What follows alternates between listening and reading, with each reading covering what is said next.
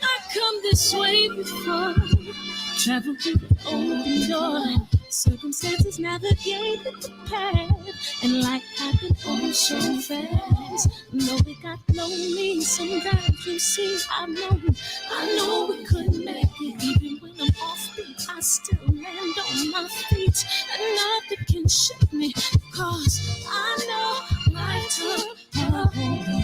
I never. This is where I am destined to be.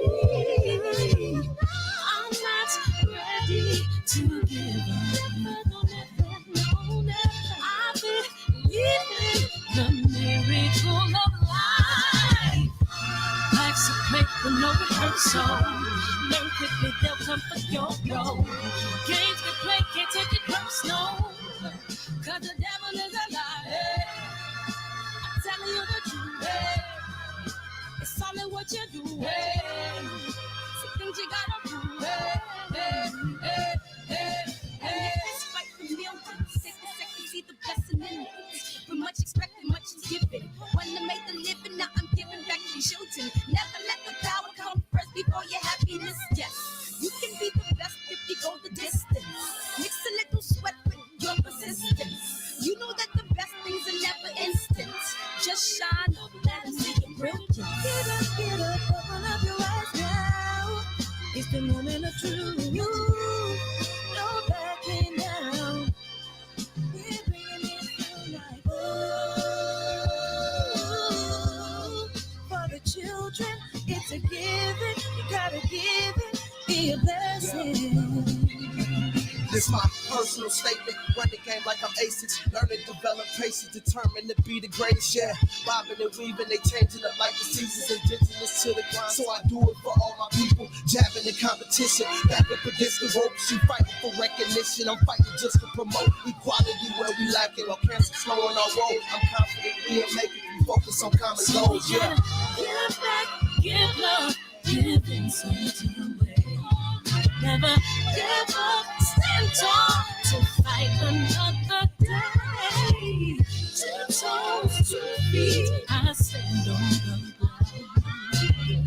I'm going back soon and fight this final round.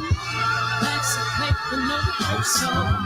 Learn quickly, they'll come for your goal. Can't take it personal, cause the devil is a liar. Telling you the truth, it's all in what you do, some things you gotta do,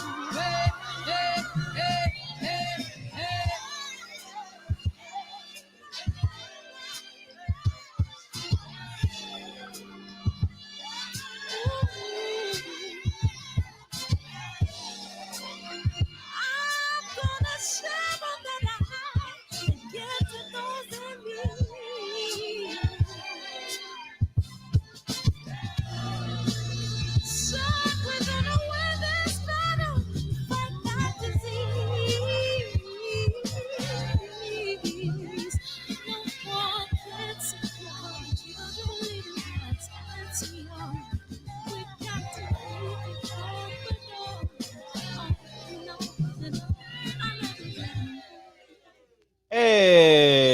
Hey, love is the word. JP, we gonna call him JQ. What's up, Birdman? OGE, what it do? Welcome back. Rottweiler, what's up, man? Welcome back, man. DJ Gene, what up, E1K? What up, KB? Josh. Ain't gonna TY ain't gonna eat no IHOP. You gotta help me out. I didn't get that. You gotta help me get your name. Terry Smoot, man. What's up? Bias Radio. I am J. Lou. What's up? Woke the Truth. Andrew Charles. Everything Sports and Boxing. What's up? Bonafide. OGE, man. What it do? Welcome to the show, man. Hey, I come this way before. Running through that open door. So let me start this trailer real quick so we can get into the show. And we'll rock and roll all day long, man. Have y'all got 9 wives yet? What? I said Malcolm alleged that some of Elijah's women were underage secretaries. And can you expound on that? Yeah, well, I guess they were because they were there. I seen them. I seen them myself. It's all true. It's all true. Good evening, messenger.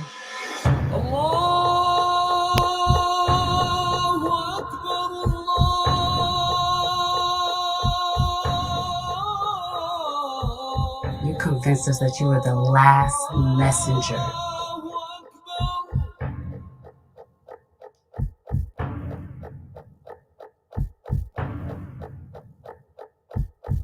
How many other bastard children do you have? At least 15.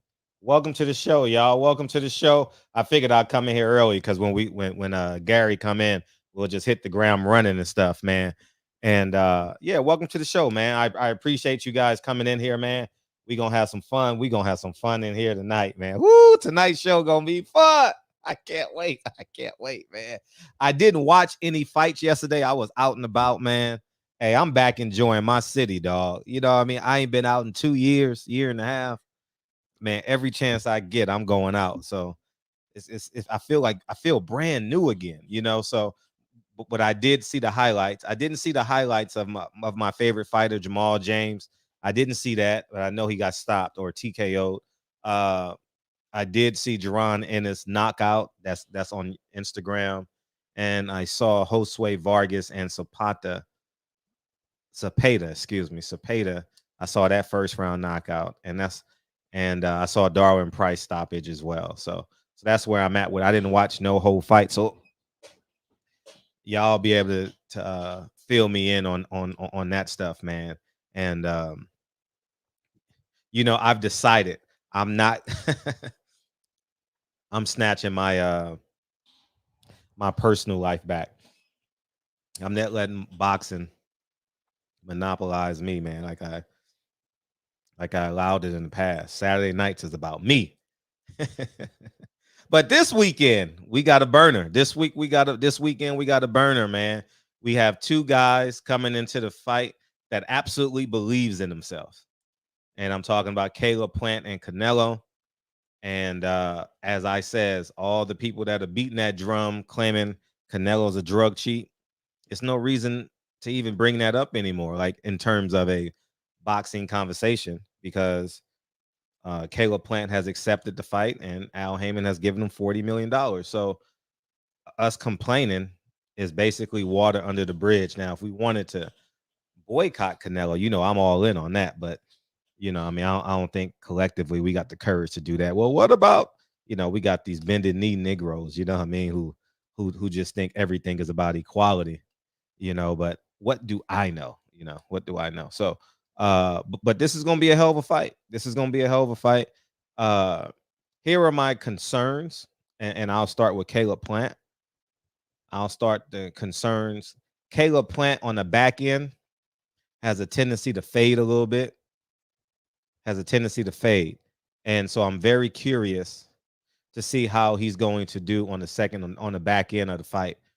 And he has some scar tissue in his face that kind of puffs up a little bit. And so I really, really want to know how's that gonna play out, how that's gonna play out with uh with him moving forward, you know. And in terms of Canelo's lack of foot movement, I think can be the key for Caleb. But Caleb got to have 12 round conditioning. And his last couple of fights that I've seen, not the German. I went to that fight in Tennessee. Not the German fight, not the German fight. He looked good in that German fight. But even against Uzataki, he kind of faded down the stretch and had some scar tissue issue around his face. And against Caleb Truett, who I'm trying to get in the barbershop this week. If not on the show, but I'm gonna see if I can interview him this week. I got to get his phone number, and so I'm very interested to see how that plays out. Uh, I'm very, very interested to see how that plays out as it pertains to that. Um, but I think if Caleb Plant is in 12 round shape, if he's in 12 round, Caleb first round KO. If he's in 12 round shape, dog, whoo wee, I like it. I like Caleb Plant, you know. but I'm he going to everything is on the line now. Everything is on the line. Caleb Plant ain't no punk. Canelo ain't no punk. And this is what boxing's about, man. Two fearless warriors walking into the ring. You know, we had to we came up on, well, I say I came up on the short end a couple of weeks ago with Deontay Wilder, but two fearless warriors going into the ring, man. Tyson Fury got up, you know, and Deontay Wilder gave everything he could, and that's what we expect. And then we got I really want to see Usman fight. I'm really, because his last fight really impressed me with this boxing. I kind of want to see that too.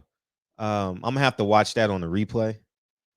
Uh, but I know we're gonna be split coming down the home stretch this week as it pertains to UFC and boxing. But I'm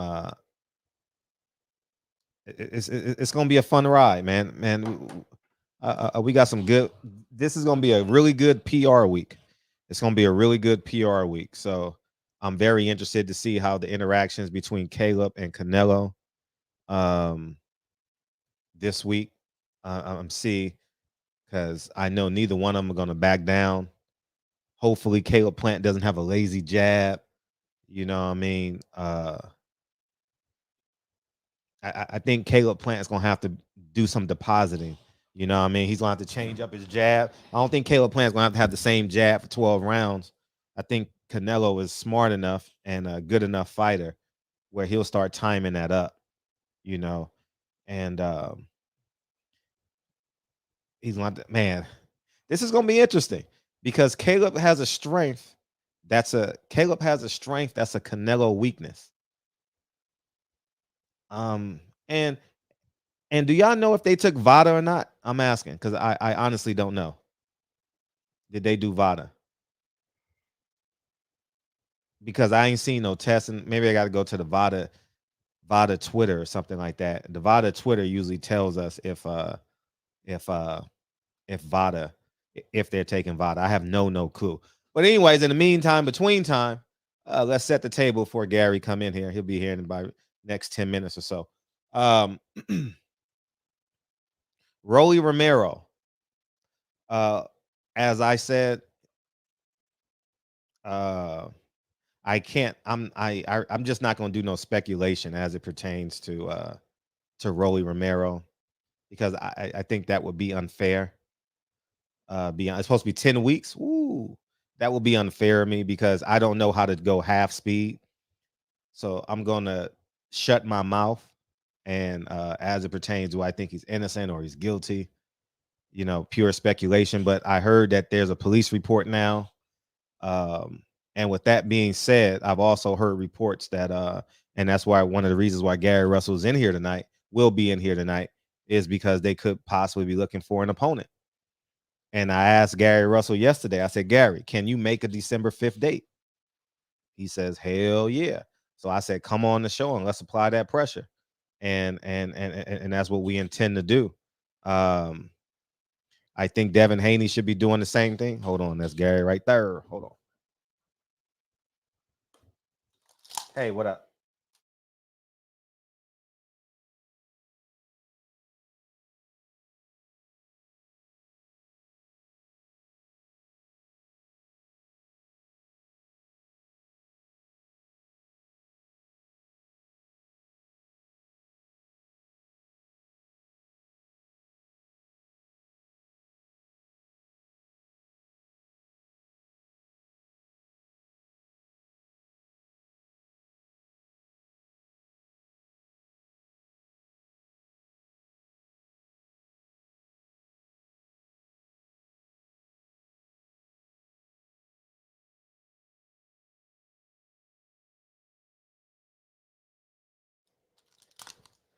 All right, he trying to figure out that the stream yard. So we gonna rock out any minute, man. This gonna be a fun show. Whoo, shit. This gonna be a fun show, dog. Man, what's up, Jelani? And so that's where we're at. I already know PBC, Floyd, and Al Heyman, because they're on the, because this is the West Coast. They're gonna look for a for a Latino fighter, because that's what they believe, that's what they think, and it is what it is, man. And I could send them a Zoom link, but that would give us double volume. That would give us double volume. Maybe I'll try that. Maybe give him a Zoom link, but I won't be able to see y'all chats. We'll see if because he worked it last time, so we'll see. Hey, Batman, if you can help him out there, Batman, I'm not sure if you out there. Can you call him and help him out, and see if he gets it done? But yeah, if not, we'll just do the phone call, and we'll just do it like that. I'll call him from the YouTube number. But so that's where we're at, man. And I think and let's call it a buck. If Gary's willing to come up, well, Gary has agreed to come up to 135. That's the fight that needs to happen. And I've been telling you guys for months, if not years, he can't get him. I have to call him. Hold on one second, guys.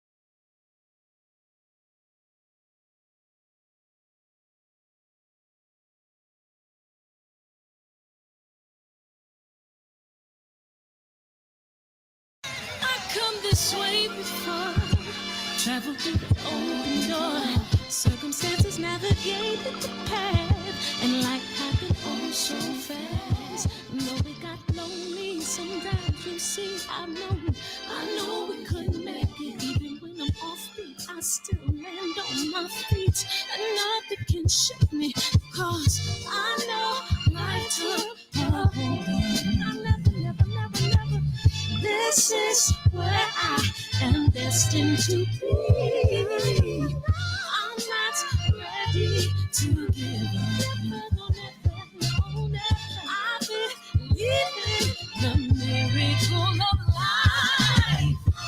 Life's a play for no rehearsal. Learn quickly, they'll come for your role. Games can play, can't take it personal. Cause the devil is a liar. Tell you the truth.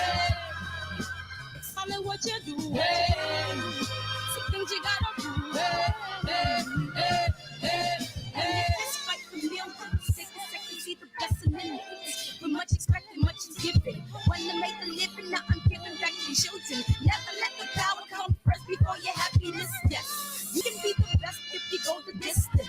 Mix a little sweat with your persistence. You know that the best things are never instant. Just shine, let them see it brilliant. Get up, open up your eyes now. It's the moment of truth. No backing down. We're bringing it through like for the children, it's a given. You gotta Give it, be a blessing. All right, we ironing out the kinks, man. We doing our best to iron out the kinks, man. I'm awesome. Oh, I'm awesome. Thank you so much. Thank you so much, man. Thank you. It truly means a lot, man. I'm just waiting on this man just to beam in. We got to get it. If not, we're going to do a voice, man. But y'all know we need Gary, man. That's the fight we need, man. We need this fight to happen, Miss T. We really need this fight. All right. And we're going to do our best to make this fight happen, y'all. We're going to do our best to make this fight happen. It's very, very important that we get this fight. And I think Devin Haney needs to be banging too. Devin Haney needs to be banging, because if the talks are your boy Isaac Cruz, Miss T, your boy Isaac Cruz, or they saying Jojo Diaz, why would you fight Jojo Diaz and not the champion? You understand what I'm saying? Why would you fight Isaac Cruz and not Gary Russell, the champion? So we got to make it make sense. Tank better take charge of his career before he be labeled a duck. You know what I mean? You got to fight somebody at some point. Tank is not in the seat, and here's what we got to accept. Tank is not in the same class He's not in the same class as Devin Haney and all those guys. He can't get it. We're gonna have to do a phone call. You can't.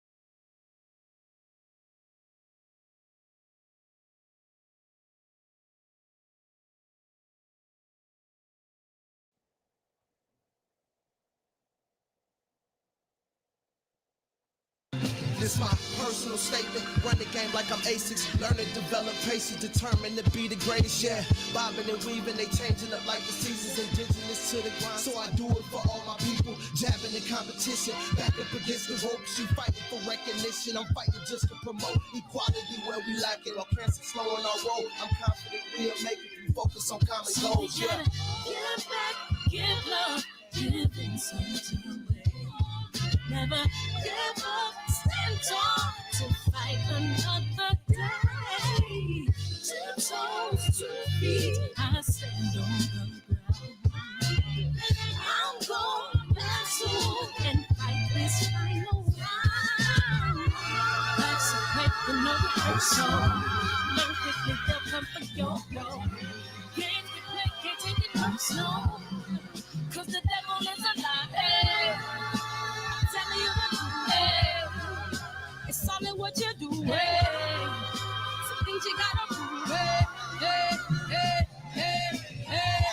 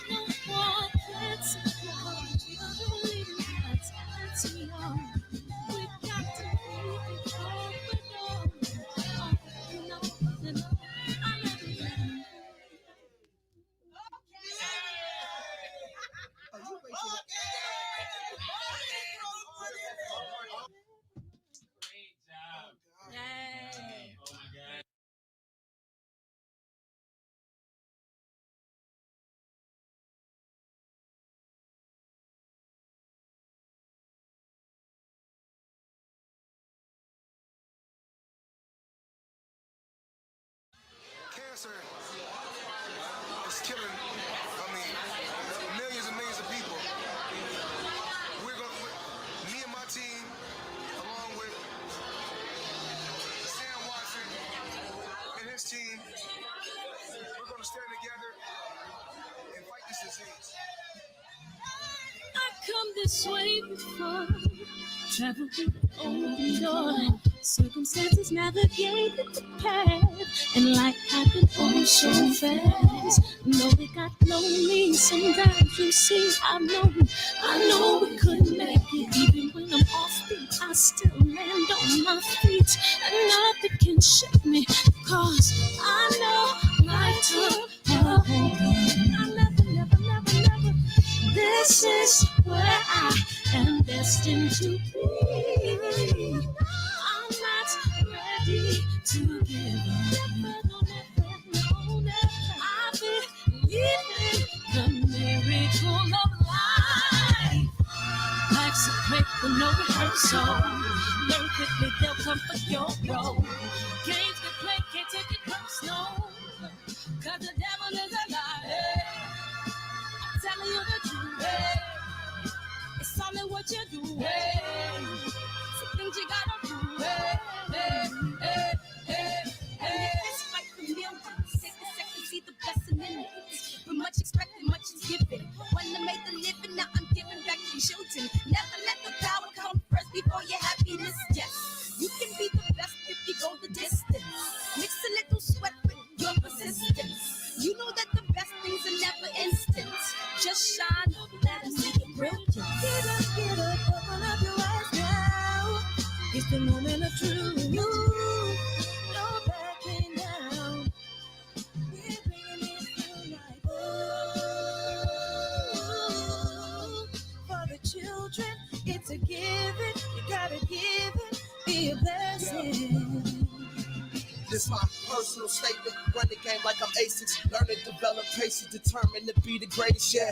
Bobbing and weaving and changing up like a season, indigenous to the grind. So I do it for all my people. I'm gonna have to do a phone call, y'all. We just gonna rock out with the phone call, and we'll do it like that, man. And we're gonna rock out. All right.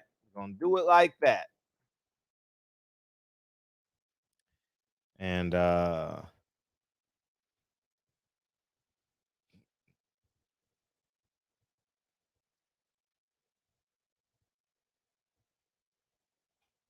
right, here we go.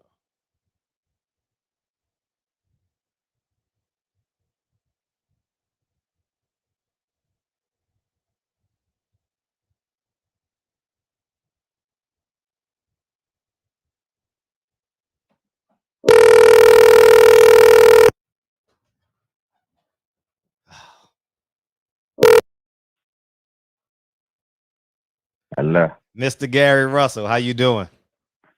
Man, I'm good. Man. I'm laid back right now. Man, I wish he could have had you online because I know you want to really get into this shit. Man, it's all good. It's all good. You know, shit happens. Yeah. Hey, so before we get started, man, Shakur Stevenson, before we get, because I know we about to go ham on you, maybe getting the fight. Shakur Stevenson last week. Did you get a chance to watch that fight? I caught clippings of it. I ain't watched the fight actual live, but I did get a chance to go back and check it out. And from a southpaw with high skill set and high intellect, what's your take on Shakur Stevenson? I think Shakur is a good fighter. I think he did what he's supposed to do with that level of opponent. You know, I don't take anything from the guy that he fought, but in my eyes, in a lot of people's eyes, he's somewhat of an overachiever. Herring. We know him from the amateurs. He was okay, but he was never really one of them guys that you would really think would make it to that elite level. You know, but I mean, I think Shakur did what he's supposed to do with that level of opponent. Yeah, I thought he was very impressive. And Gervonta Davis fought. Yes, did you get a chance to see that? Yeah, I caught that too. I thought he did all right. Too. Yeah. I thought he did his thing too. Only thing with Boots, man, he gotta get his defense together a little more. Yeah, he was too upright. Because go ahead. Yeah, he gotta get his defense together a little more. He was getting touched with with shit that if it was a guy that had ample amount of pop or was turning that shit over the right way, the fight could have went a different way. I agree because I saw him closing a deal, and uh, I saw his opponent go to his home run, and thank Mm-hmm. God that the home run was just a single, But I Mm-hmm. that probably could have changed because Marquez did it to Pacquiao, That's right. and That's right. basically changed the course of history, So stuff like that can really happen. How's your brothers doing? How's the family? Man, the family's good, man. Everybody keeping their chin down and their hands up. We Mm. trying to fight. We trying to fight when we got an opening, man. Uh-huh. Pop's not in the best of health. He's still going through Mm-hmm. his diabetes and stuff like that. He's actually in the hospital right now. So I mean, we like I say, man, we don't make no excuses. Family strong. Uh-huh. We just focus, man. We tunnel vision. Mm-hmm. And Antonio has a fight coming up, correct? Yeah, Antonio as well as Antoine. They're supposed to be having some set. I believe November. I can't. Or this month. So it's I probably can't November really know. 27th then. Yeah, the 27th, I believe. So that'll be in Correct. Vegas as well. That's on the That's right. so again he's fighting on Stevie Fulton's undercard. Because last time y'all fought on Stevie Fulton undercard, yeah? I never really paid none of that shit no mind. All I'm focusing on is my little brothers competing, so I ain't really pay attention to what card they was on. Okay. To be honest with you. Okay. That's what's up. So I was filling them in on our conversation yesterday. It was brief. Happy birthday to your kids, your daughter as well, man. My goodness, man, my twins. Appreciate it. Yeah, My yeah. 2 twins, they turned 3, man. They turned that. Nah, that's what's up. And I was like, Rolly Romero may be dropping out because of public pressure and allegations against him. And I was like, Gary, can you make a December 5th date to fight Tank Davis? And I said, hell motherfucking yeah. I can make it December 5th date to fight Tank. I mean, like I say, contrary to popular demand, this ain't nothing personal against me and Tank. Mm-hmm. He's just at the wrong place at the wrong time. I'm a real gladiator and I'm a real fighter. I want to fight whoever they consider the best in, near, or around my weight division. Mm-hmm. I think this is it's a wild situation because it's a lot of people, the promoters, sponsors, and et cetera. Even well, we can. It's funny that you brought up Pacquiao and Marquez, but just like with Pacquiao and the Earl Spence fight, when Earl got injured, it was a lot of people that already had invested. It's a lot of people that already put into that particular fight just for Earl Spence not to be able to compete. It would have been real messed up, if they could not have found a replacement for him. Someone that was credible enough, that had a credible enough name, not just have a credible enough name, but is actually willing to take the fight on short notice, without having the proper training camp time and et cetera. Knowing that his opponent has already been training and et cetera. You going in the fight behind the 8 ball. Right. I think it's a real little touchy feely situation, but I'm willing to step in and make this shit shake. What would be the What would be the logistics?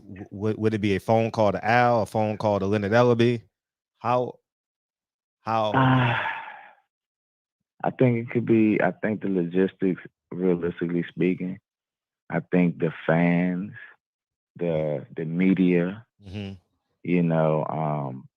needs to play their part. I think it's deeper than just the fighters and trying to make a fight happen. I think the fans are the ones who's ultimately paying for the fight. The fans are the ones who is in demand.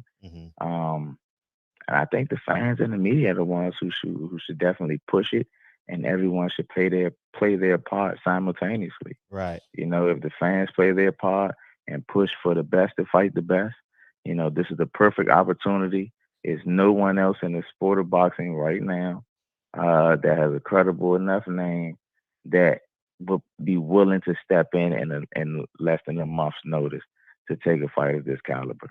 Right. And the You names know, mentioned that I heard today was Issac Cruz and your former opponent Jojo Diaz.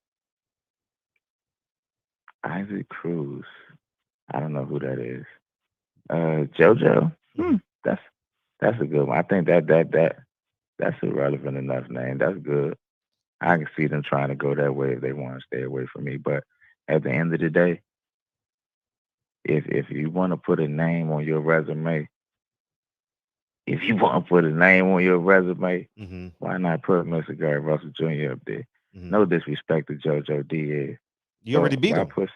Why put somebody up? Why fight somebody that I already beat before? If you trying to make it seem like you the best thing out here smoking, right? You can't put a feather in your head fighting a guy that I already beat. Fight Mr. Gary Russell Jr. And realistically speaking, no disrespect to Rolly, but this is the motherfucking increase to what the pay-per-view numbers and all that stuff would have been with Rolly. Because everybody and their mother would much rather see Gary Russell Jr. versus Gervonta Tank Davis than Rolly. Right. So I mean, realistic. I mean, to keep it 100 with everybody, it's a perfect fucking fit. Right. Who else is there for Tank to fight? Why not? And you guys are on the same promotional street, more or less. And we on the same side of the street. You know, I think on the business aspect, it's the better business decision as well for Mayweather's team, Floyd, Tank, Leonard Ellerby, whoever, to take this to fight me. One, you already been competing. I mean, shit, if you really want to be honest with it, he's been much more active. I ain't been active. I've been chilling. I've been laid back. I'm always in the gym. I'm not training as if I'm full throttle for a fight, but I'm never a slob. I would never allow myself to become a slob. So I'm always, you know what I'm saying, somewhere pre. I'm always fuck something up ready. I'm always fuck something up ready. I just need a little fine tuning. You know, Tank is somebody that I always wanted. That was a fight that I definitely would want. You know, I always wanted a career defining fight.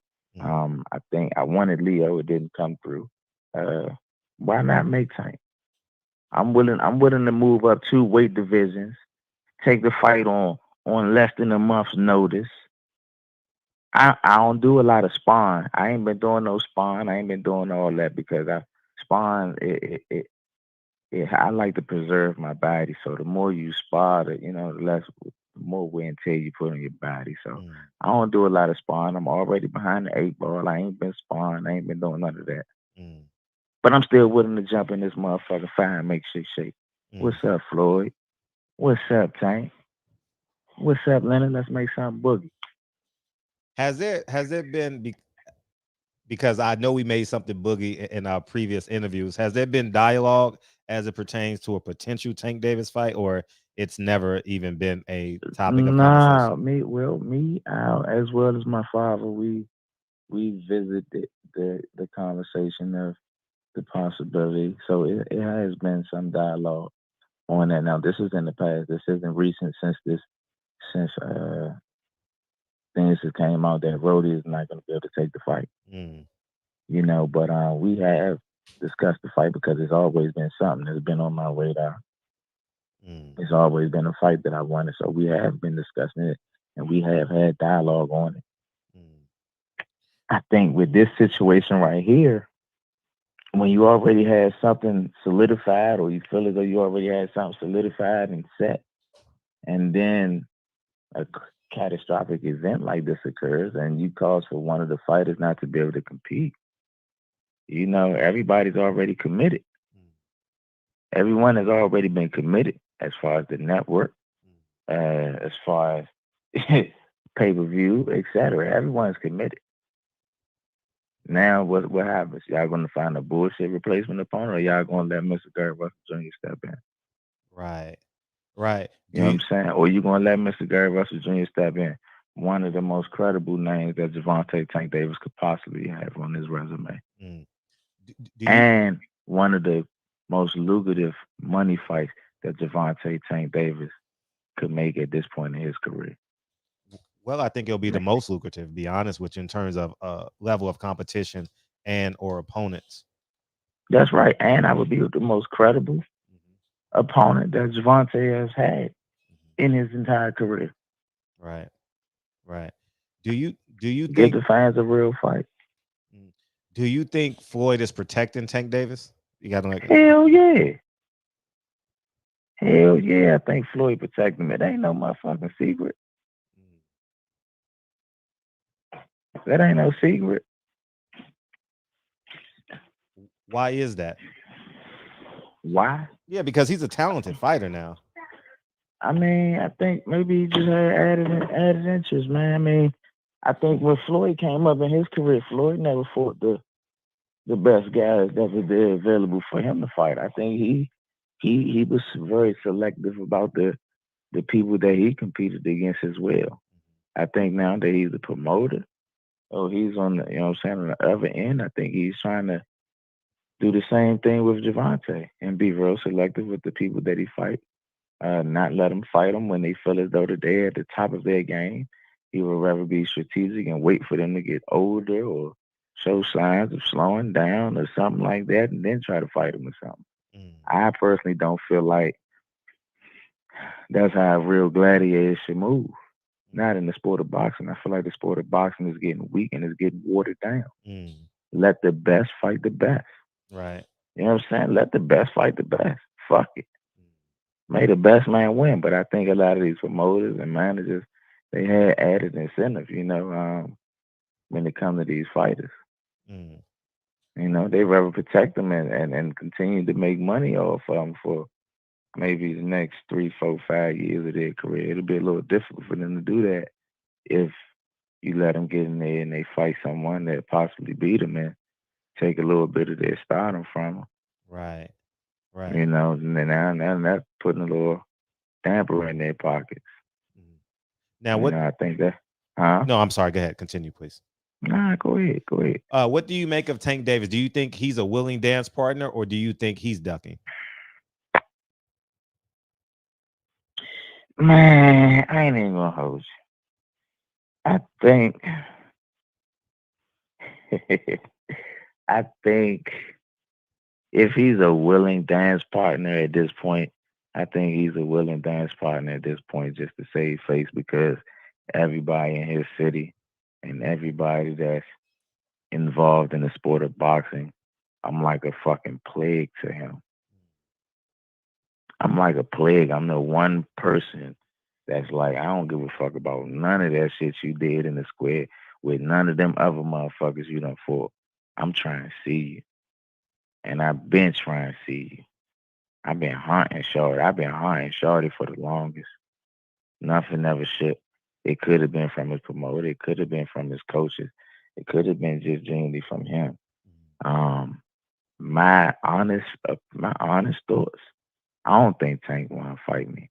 Mm. I think if he do want to fight, I think it's just merely at this point to save face. You know what I'm saying? To try to save face. Right. You know what I'm saying? That's it. That's all. How does it I work? think I think I think overall he knows I'm a more talented fighter than he is. Mm. When he came up in the amateurs, it was nobody for him to look up to in our area other than the Mr. Gary Russell Jr. I was the one that was making shit boogie. Right. I was the one that was doing shit. I was the name that was always mentioned when he was coming up in the amateurs. Right. Now, on the back end, how does that work with PBC? Do they present you a fight, or do you go to Al and say, I want this fight, or he comes to you and tell you?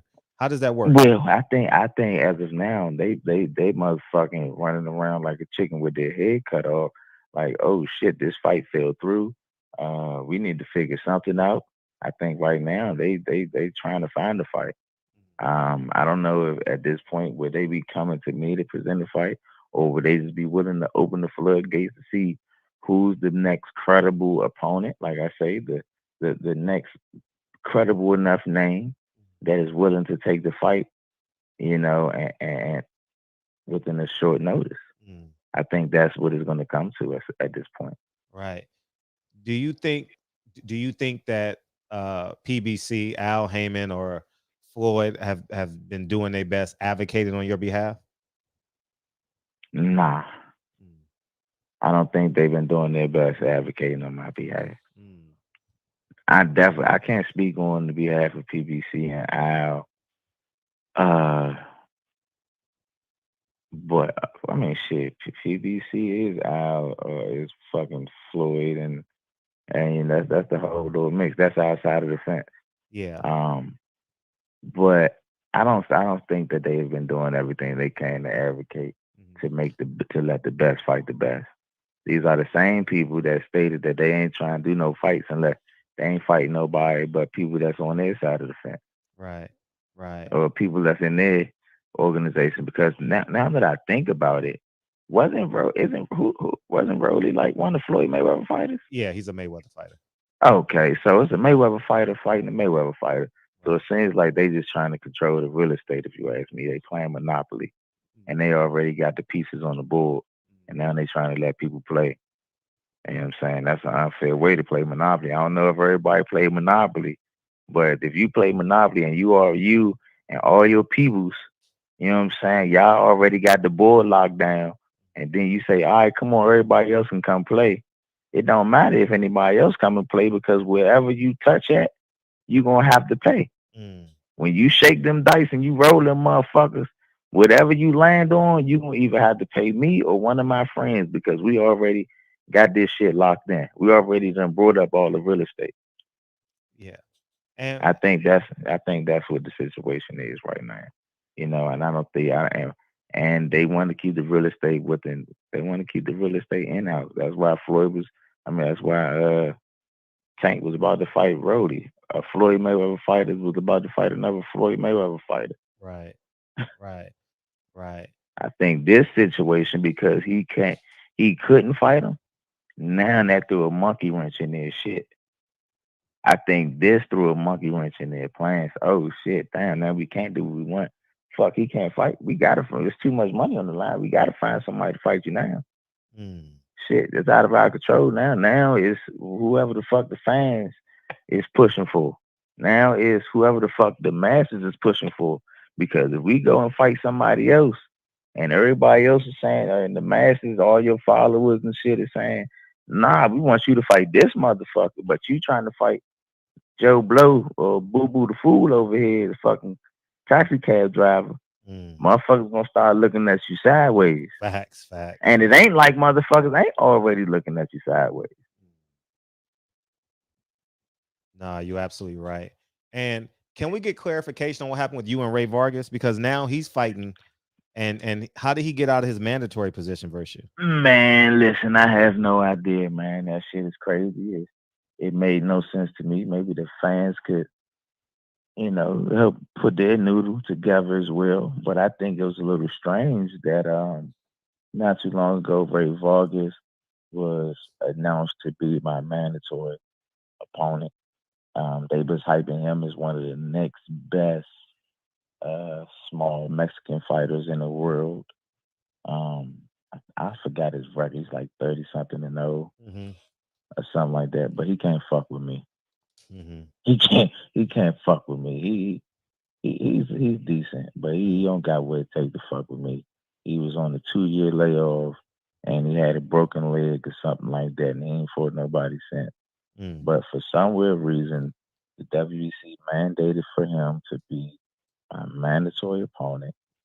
Not only did they mandatory for him to be they mandated for him to be my mandatory opponent, but the fight went to purse bid, and the purse bid was canceled, meaning that both parties had came to somewhat of an agreement. So there was no need for us to go to purse bid. And mysteriously, comes to find out, I'm not fighting Ray Vargas. Ray Vargas is fighting some other guy that's like 24-4 He's a tuna on guy. Canelo's undercard. but it was never brought to my attention. Mm. Do you So I don't know. do you think that the well, I just asked you this, but I'll ask it in a different way. What can Gary Russell do moving forward? Because fans say, "Oh, Gary, you fight once every 2 years. We don't care." Uh, how do you make it make a stance as to get some level of protection in the sport of boxing? Well, we don't have like I say, every other sport has an entity connected to it or a safety net connected to it or some sort of a union to protect the individual that's competing in the sport. We don't have that in the sport of boxing. Um, what I can say is this: all of my fans, all of my followers, all of the support in which that I get and that I have, my support came from pure talent. My support came from my talent. My support didn't come from me being on social media 24 motherfucker 7, getting locked the fuck up, doing all this extra shit. My support didn't come from me going to clubs, moving around, and trying to mingle and brush arms and shit with the other celebrities. You know what I'm saying? My support comes from just my pure talent. A lot of people can't sell by just pure talent. They need all that other shit to help. Right. You know what I'm saying? Motherfuckers want to see, even with that being said, motherfuckers would rather see Mr. Gary Russell Jr. fight a Gervonta Tank Davis than a Rolly. I Right. think I've been doing my part. The fact that I am the longest reigning champion in the sport of boxing, a lot of the fans just don't understand that I can't make these motherfuckers get in the ring with me. Clearly, they say I fight once or twice a year. Clearly, the WBC mandated for Ray Vargas to be fighting me. That was a fight that I was willing to take. But I don't know how did it happen, but for some weird reason, Ray Vargas is fighting on Canelo's undercard, a guy that's 24 and 4. It seems like they gave him what's that shit, like a tune-up fight, just to get himself situated. But yeah, you supposed to be my mandatory, and now I'm sitting here on the bench. So it ain't my fault. I'm one of the willing. I'm one of the people that's willing to make these fights. But a lot of these guys, y'all favorite fighters and all that shit, they not in a rush to get in the ring with me. I bring too much of a challenge. I'm too much of a threat. Do you A lot of these, huh? No, I was going to ask you, do you think that's an Al Heyman question? Because Al Heyman funds the fights and the WBC sanctions the fights. Yeah, well, maybe you're right. Maybe it could be an Al Heyman question. Yeah, and can you they're asking in the chat about Devin Haney. What happened with Devin Haney? What happened with the Devin Haney situation? And if apparent, did y'all? I know they asking what happened with the Devin Haney Yeah, situation, but just let me give y'all a little recap. Mhm. Did y'all see what happened with Devin Haney? What JoJo Diaz was saying about that? No, I didn't. Who was it that didn't wasn't JoJo trying to fight Devin? I think they maybe have a signed contract or something like that. Okay, well JoJo was trying to fight Devin, but basically what was going on was the terms in which that JoJo was trying to get Devin, and then was on some bullshit with the terms again. You know what I'm saying? They was putting all this other extra shit in the contract, like they attempted to do it in the contract when I was trying to make a fight happen. So I mean, they're consistent at being difficult at trying to make these fights happen based upon the paperwork not being the correct way. I just wanted to point that out there to the people. That's what was going on with JoJo and Devin Haney. I think JoJo put this shit on Twitter or some shit not too long ago. Shout out to JoJo. Yeah, he wanted a rematch. I think he wanted a rematch clause. Devin wanted a rematch clause, or I didn't watch the video, but I think I saw someone posting it on Instagram. But it was some of the same bullshit that they wanted to put in. And it was some of the same stuff that created an issue within our agreement. Do you think you may have to fund your own fights? Do I think I may have to fund our own fights? Yeah, like for example, you may have to like have your own fights at the MGM Grand, and you take 100% of the purse, and you know, being that like it seemed like the WBC is moving a different angle. I always and I say this a lot on my show. I don't know how the hell Gary Russell wasn't included in that triangle. Carl Frampton, Leo Santa Cruz, and Abner Mares.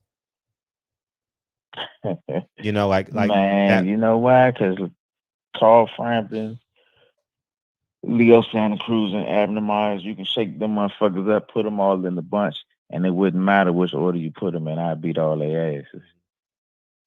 Yeah, you definitely would have been the favorite against all three of them, especially at 126 for sure. Yeah. Yeah, the big question is why they didn't put me in the mix of that.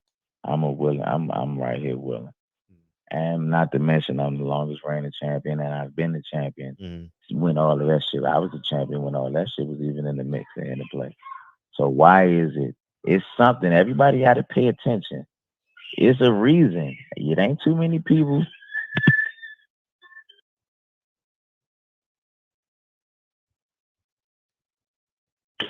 It ain't too many people that's in a rush to try to get my title from me. Back when, people was trying to get these titles. They wanted these belts. It ain't too many people trying to rush to get them now. Yeah. There ain't too many unification matches to try to get this 126 WBC belt.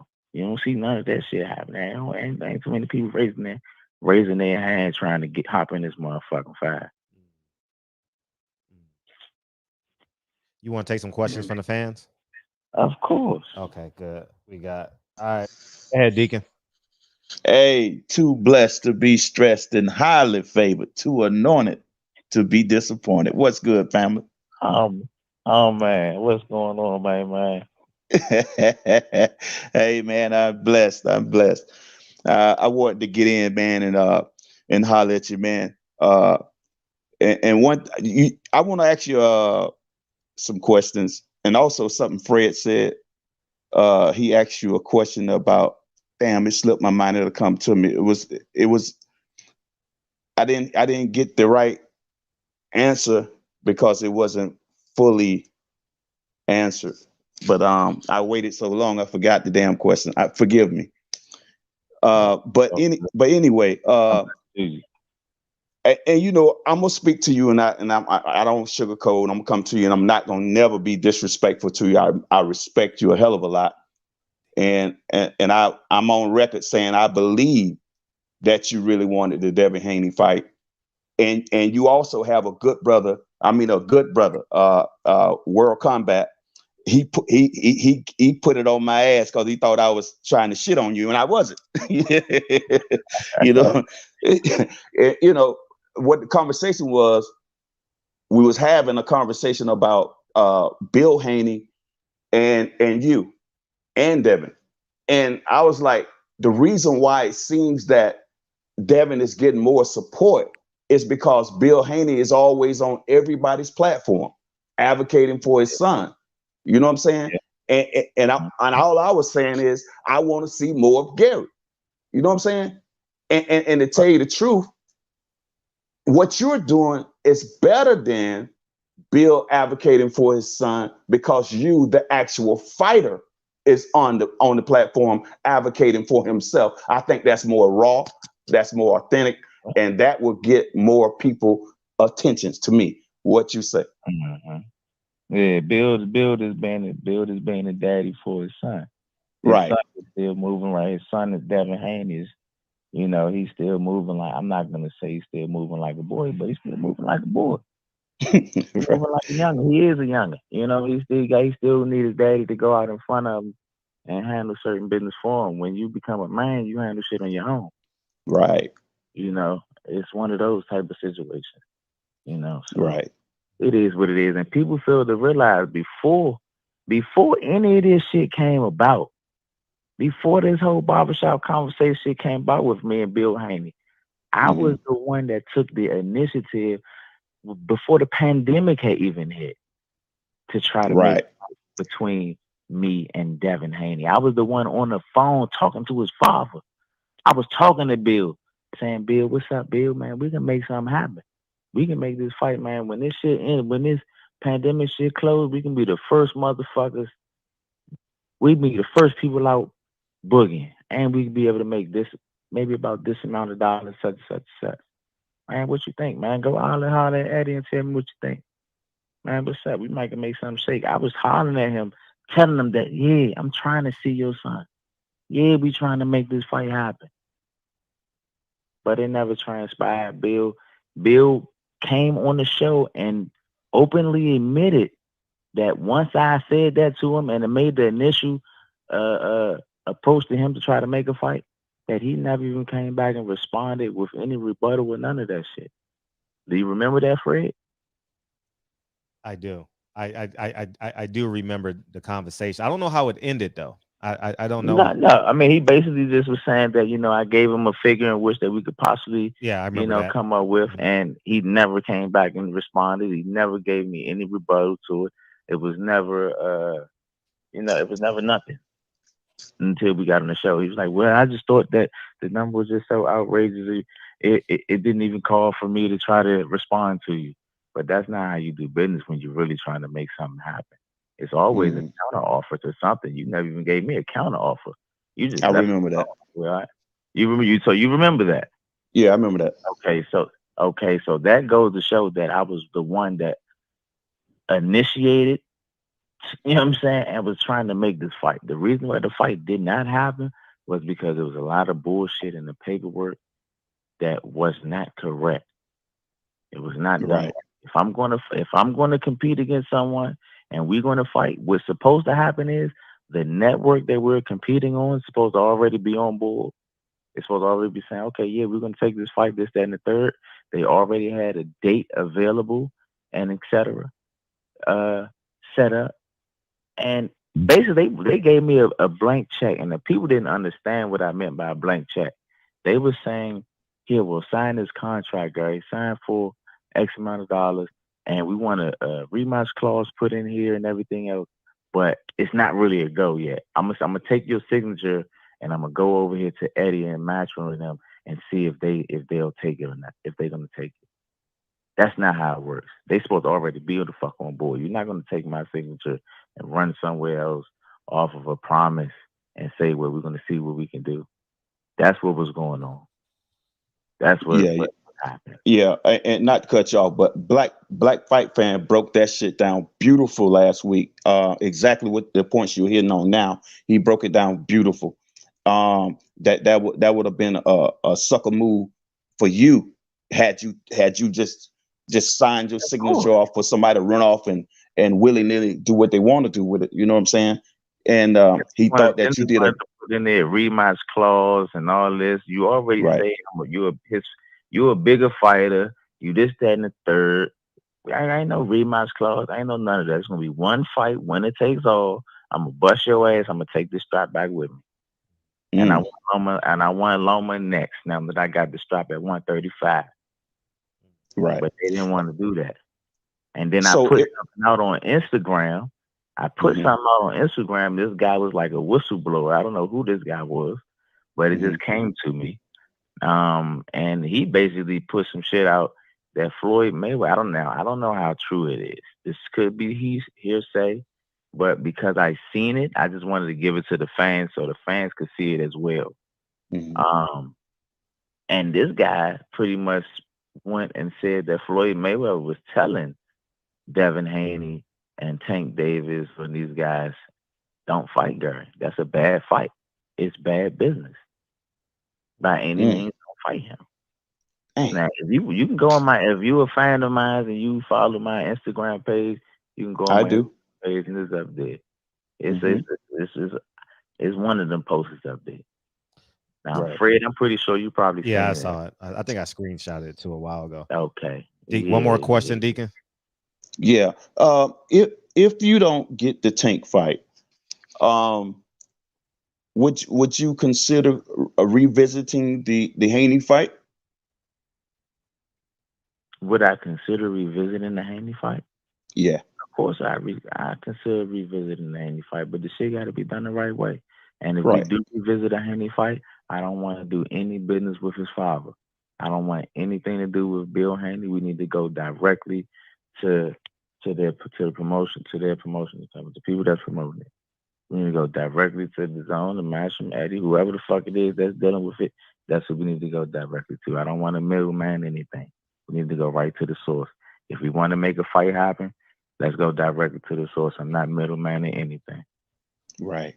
Hey, man, God bless you, man. And I'm praying for your father that he has a speedy recovery. You know, God bless the whole family, and keep doing what you're doing, man. Be patient. Do what you got to do. I think everything's going to fall in place. You know what I'm saying? You like you said, you're not living a wild life out here. You're doing all the right things. So, when you put out good energy, man, negative can't find you. You know what I'm saying? No matter how much they want it to. You know what I'm saying? Good things come to those who wait, but not those who wait too late. But you know what I'm saying? Let me get to I'm finna get out of here. It's been so long. I've been wanting to holler at this brother. I'm finna get out of here right now. I'm finna get out. I'm finna get out. Love you, love you, love you. Peace. Appreciate you, D. Appreciate Absolutely. You. Love you, D. Love you. Navarrete, I mean, they asked, can that fight happen at 1? But he's moving up to 130, so he's about to drop his belt right now. Okay. Yeah. Terrence Bailey, what's up, TB? Hey, what's going on, Fred? Hey, what's up, Gary? What's up, man?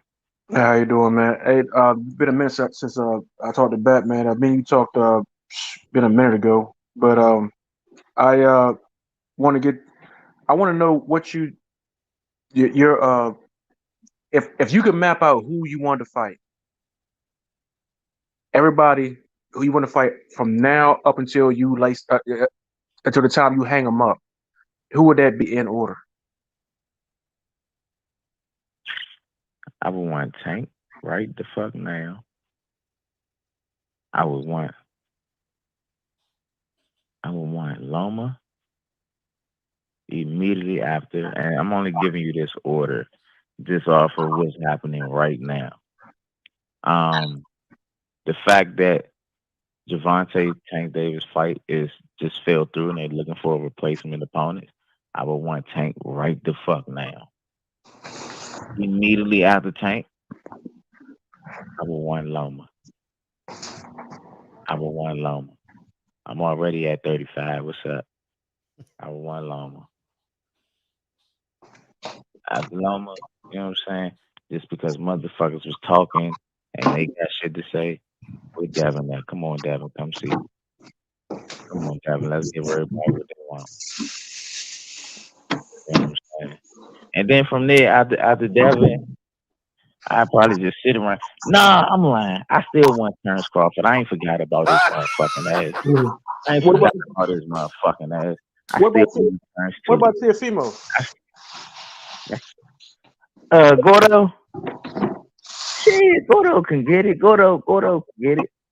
You know what I'm saying? Gordo can get it too. You know what I'm saying? Like I say, the only one that is something personal with is Terrence. It ain't nothing personal with none of these other dudes. You know what I'm saying? Even Tank. You know what I'm saying? Ain't nothing personal with Tank. Shawty just came up wrong place, wrong time. You know what I'm saying? Around my weight in there or around my weight division. You just said game. I'm trying blunt. But you know what I'm saying? To keep it quick, let me ask you this. You think Mayweather saying telling everybody to stay away from you is the fact that he sees something in your skill set, telling people that, you know what I'm saying, that might be a guaranteed L or something like that? Motherfucking yeah. Hell motherfucking yeah. You don't think it's not personal? Man, hell motherfucking yeah. So it's not personal. Man, he don't want you to get money. I think it's a little bit of both. I think it's a little bit of both. I do think it could be a little bit of personal. And it also has something to do with skill. You know, I'm one of the ones that keep it 100 with the fans. Me and Floyd did have a little issue. You know what I'm saying? I definitely had to let Floyd understand that it's real men out here. You know, so we did have a little back and forth thing going on. But in the interim of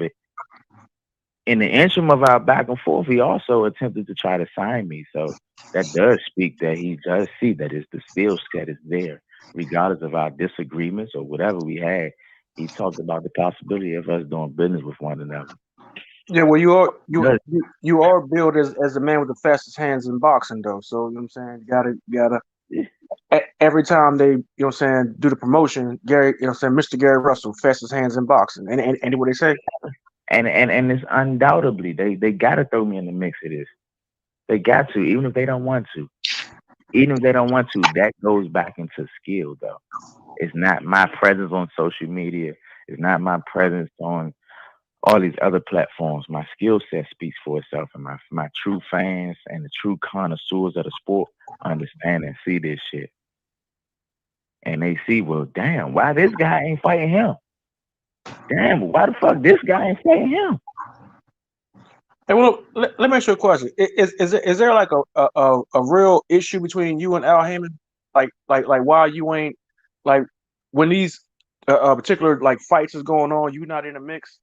You know, with the people see, or is there like a problem going on? Listen, I don't know if it's starting to seem like something ain't right, just from the outside looking in and the inside looking out. You know what I'm saying? I've always been a man's man. My yes been yes, my no been no. We never really had any. Me and Al never had any really no disagreements or anything like that. I speak my opinion on stuff. I don't let nothing slide. You know, it doesn't matter who the individual is. Nobody is exempt from the laws of nature. You know, so my opinion is going to be my opinion. But I don't know if he have a reason for us to have any ill will towards one another. I don't know. Maybe I just don't fall in the. Maybe I just don't fall in line.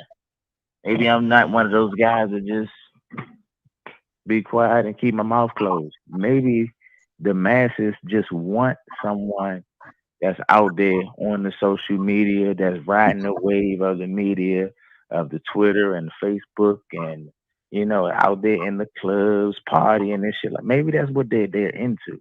I don't project that. I don't project that. I'm a family man. You know, I love being around my babies. I don't go out. I'm in the gym. You know what I'm saying? I'm just naturally aggressive person, and I'm not going to bend. I'm not going to bend. I'm not going to fold. I have a sense of integrity. I have a sense of honor and a sense of respect within myself. And I want to control the narrative on me. I will never allow someone else to control the narrative of me. So maybe that has a lot of shit to do with it. I don't know. Yeah, All maybe right, brother. they Hey, can move on with. I'm not gonna hold you because I know it's other people trying to get on, but I'm gonna say this. You know what I'm saying? When you said that you know what I'm saying, people try to, you may look at you as being aggressive. You know what I'm saying? They look at all of us black brothers as being aggressive. Anytime we stand on a square and we don't take, you know what I'm saying, we don't take no wooden nickels. None of, you know what I'm saying, everything that you stand for, you take care of your kids, you ain't out here doing the dumb stuff, you know, what have you, you know what I'm saying? You don't just like go along and get along and just take what they say for gospel. You know what I'm saying, that you got your own thing, how you want to be portrayed and how you want things done, then you automatically you a threat because you're a black man. And this and the problem is we got other black men and women in power who look at us just much of a threat as some of the as the white people do. Not saying that's Al Heyman, but I'm not saying that's Al Heyman, but I'm just saying that, you know what I'm saying, some colored folk get up in these high positions and act no different than white folk. But man, here in Maryland, man, we appreciate you. Here in Maryland, we appreciate you, brother. Uh, I can't wait for your next fight, and Man, God I bless you, brother. appreciate the love. I appreciate the love. I'm one of those guys, to my true fans, that genuinely support and love Mr. Gary Russell Jr. because of what I do and how I conduct myself. When y'all do see me fighting, man, throw some punches in the air. Energy is transferable. I don't care if you're not hitting nothing. Swing with me. I'm bringing that shit with me. You know what I'm saying? Energy transferable. I appreciate the love, man. Yeah, it's a Maryland thing, baby. You already know. I'm gonna holler at you. Man. All right, peace. Do you think Al Heyman and Leo Santa Cruz have a special relationship? Well, man, well. You know what I mean? Like that's one of his Look, favorite I was fighters. gonna say this. Oh, okay. Don't Leo got like, didn't he name his son or something like that out of Al? Yeah. Uh-huh. He ain't named his son after his father. He ain't named his son after his daddy. He ain't named his son after his brother. He ain't named his son after his uncle, his grandfather. He named him after Al Haymon. And maybe that was just him saying, I appreciate Al for helping me in my career, helping me along in my career. I don't know. But that's some sentimental shit if you ask me. Right. So right. I can't. Right. I don't know. Right. No, I agree. That there was Boxing Hacker says, "Hey Gary, what really happened in the sparring match with you and Shakur?" I think you answered that on the last interview. Go back to the last interview. He answered that already. And Shakur, and I ain't gonna lie, Shakur actually answered that in one of his interviews as well. Mm-hmm. Yeah, he sure did. He answered that in one of his interviews as well about me, and someone asked him about me and Tank, who would win or who hits harder between me and Tank. Mm-hmm. And Shakur, I think he was being honest. He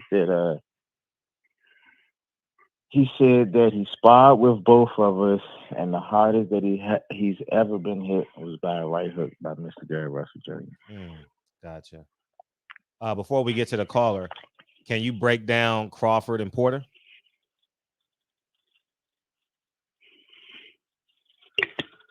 I like Sean. You do?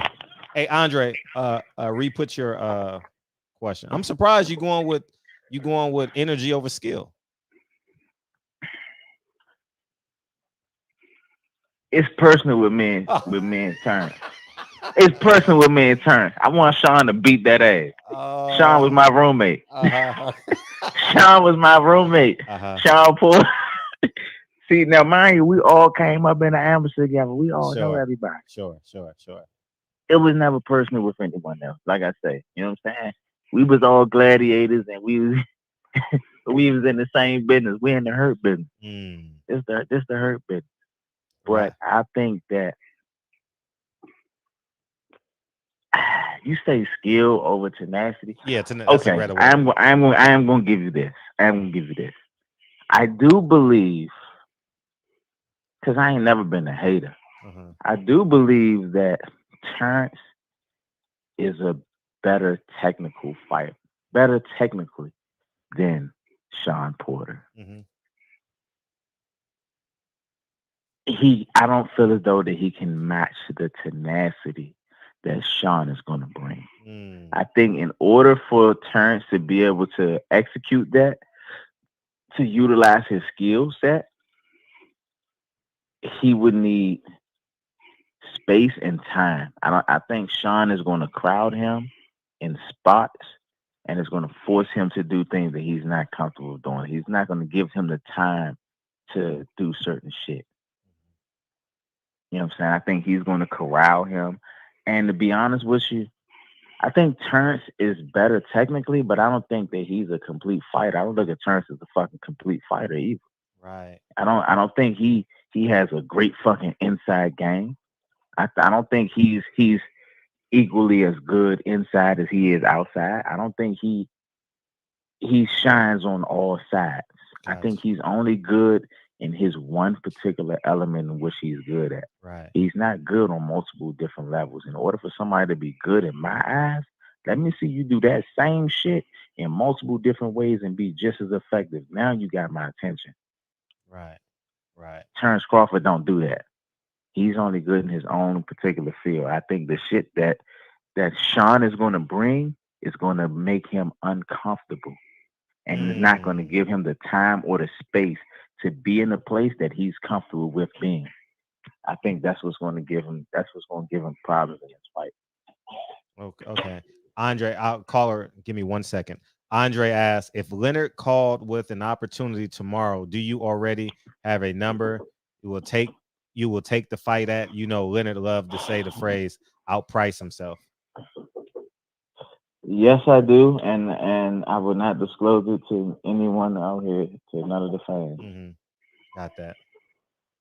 210, what's up? What's up, Fred? Hey, what's How up, you man? feeling, man? How you doing, man? Hey, Gary, what's going, man? It's cool to talk to you, man. You're one of the guys that I want one of my boxing gloves signed, man. You you're one of the guys that I feel like been dealt a wrong hand, man. You got a lot of skills, and it's crazy to see it. You know, it's almost like you've been blackballed out of this business.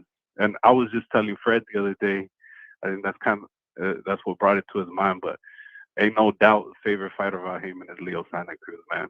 We was talking about that, and it's crazy that like the protection he got, the fights he's got put under, the way he financially got taken care of throughout his career is crazy.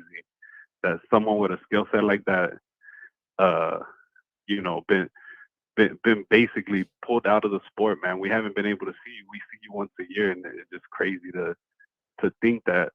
I think as fans, we need to stop, like, man, just read between the lines, guys. Like, some people got NDAs, they can't talk about certain people. You know, you got to put out honey to bring some people to the table. Man. It's crazy, man. I just don't see why. No, I totally agree, and I think the fans have to hold themselves accountable as well for supporting a lot of the bullshit that's going on in the sport and not speaking up when it comes to a lot of the shit that's going on in the sport.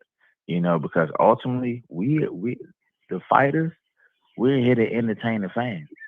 Y'all are the one that's paying to see what the fuck y'all want to see.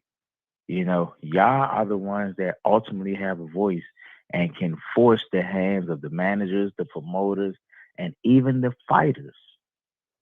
If there's enough fans that's in demand saying, no, we don't want to see that shit. We want to see this shit. The networks, the promoters, the managers, and even the fighters, guess what? They're going to have to get on board because y'all are the ones that's controlling the revenue. Y'all are the ones that's paying for all this shit. Right. As well as the media, as well as the media crew. The media crew needs to play their part as well. We have to do it all simultaneously. We can't do it a little bit here. Now, sometimes the fans might get involved, but while the fans involved, the media crew, they chilling. They ain't saying nothing. You know what I'm saying? Or I might be one of the fighters that you might see that's getting blackballed, or you might feel as though it's getting blackballed, or because of the skill set that I might bring, or etc. I might be out here voicing my opinion and talking. But if I'm doing it by myself and I'm not getting the support of the fans and I'm not getting the support of the media team and vice versa, or if y'all doing it and y'all not getting the support of everyone collectively, it's gonna fall on deaf ears. Yeah, I feel that's 100% fact, man. It's crazy to think here they have, you know, me personally, I think you beat Loma, you know, but even then, if they don't think you beat Loma, you definitely, you know, skill for skill, you match them, and they pay him as a god, you know, like this guy. They marvel at his footwork, they marvel at this and that, and it's crazy from that fight on, they tried to dispose of you. So, and from that fight on forth, but from that fight on, yeah, I beat the shit out of everybody that they put in front of me. 100%. I'm one of them. I beat the shit out of everybody they put in front of me. Everybody had to get the wrath of me being overweight and not being smart enough at the time, or not having the information at the time, because I was 5.5 pounds overweight before the Loma fight, to say, you know what, fuck this. I'm not even going to attempt to lose this weight. Y'all can go ahead, find me, but I'm going to keep my energy and I'm about to beat his ass. But ever since then, everybody had to get the wrath for that. I'm one of them fighters that you don't even see barely lose a round in copy box records. You look at Gervonta, this motherfucker always coming behind in the scorecards. He need him a knockout to win. Right. Yeah, man, it's good to finally talk to you, man. Like I said, I'm gonna get a glove signed by you. I don't know when, but it's gonna happen, man. You one of those guys that, man, I respect. You still out here grinding, man, and you stay in the gym. Even through thick and thin, man. You know, all these other guys Even through thick and thin, fighting bumps. it's a lifestyle to me. It's a lifestyle to me. It's if I get, I'm gonna tell you something. I'm gonna let you in on a little secret. If I get irritated, if I get frustrated, me and my fucking wife, we could just be not seeing eye to eye when it comes to certain shit. I'm one of them type of people. I'm gonna balance my irritation, my frustration, or my bullshit out with substance. Where I'm from right now in DC is 1:20 in the morning. Let me really get irritated or frustrated. I'm one of them people that'll get the fuck up and I'm on my way in the gym at 1:20 in the morning. It's me solo dolo grinding, getting my frustration off. I'm in the gym training, harnessing my craft, sharpening my tools. Just in case an opportunity like this pop up, I'm right there in the mix, ready to cut a motherfucker head off. 100%, man. Hey, I just want to say thank you. And dude, ever since I heard the story about you having Fred's back, you know, in that situation. When, oh my God. I have respect for you, man, because there's certain people that I know, and that may be the reason, man, because you're a man, you stand on what you say at certain situations, you know, and you standing up for him, you know, at the time, that was dope, man. And you coming back, like, he always, something I notice about Fred, and I always tell him this, man, is he stand up, whether, you know, it's going to ruin a relationship or not, he's on the side of, like, whatever's right, you know? Even if he may be wrong at later in the moment when he thought he was right. He's like that 57 when I could have been wrong, but I was right. But I was right. That's right. Yeah. I could have been wrong, but I was right. Yeah. Yeah. So, yeah. Man, no, but that matters though. That's where integrity comes in there. That's where honor comes in there. Right. You know, yeah, that's so I respect that, man. You different. stay up, Gary. Fred, you stay up, man. Thank you. Keep doing that. And like you're right, man. Us fans, we need to do our part, man. And the media need to stand up. They need to be a little bit more like Barbershop. So y'all have a good night, man. It was cool, man. Like I said, I'm gonna get that glove time, bro. Man, one day, man. I appreciate the love, man. Just like I tell all my other fans, when you see energy is transferable. So the next time you do see me fighting, don't be afraid. Don't get nervous. Start throwing some fucking punches in the air. Because those punches that you bring, and I'm going to use that energy with me when I'm in there competing. You hear me? I'm about to break this 65 into my living room. That's what I'm talking about. Cause that mean I'm going to break some shit. That mean I'm going to break some shit on my opponents then. All right, y'all stay up, man. Thank you. All right. We got a question. We have, who do you favor, Boots, Earl, or Crawford? Who do you think is the best out of the three? What do you think of your fellow amateur teammate Rashid Warren in the pros? That's multiple questions. Or? Yeah, it's two questions. Yeah, Spence, Crawford, Boots. Who's the best? Who do I like out of the three of those? Yes.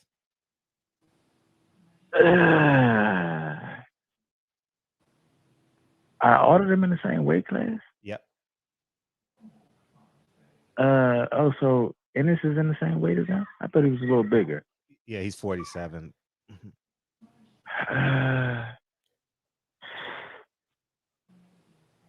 Shit, I would probably go with Earl. I'll probably go with Earl over there. Okay. And Rashid Warren? I like Rashid, man. He came up in the amateurs with me. Yep. He came up in the amateurs, and he was one of the ones that really came up in the amateurs. So the people that don't know, man, I got 2 losses to Rashid Warren in the amateurs. I was like 9 years old. I was 9 years old. He beat me in the silver gloves. He was mad as shit. Rashid Warren, I like him, man, in the pros. I think he did his thing his last fight. Mm-hmm.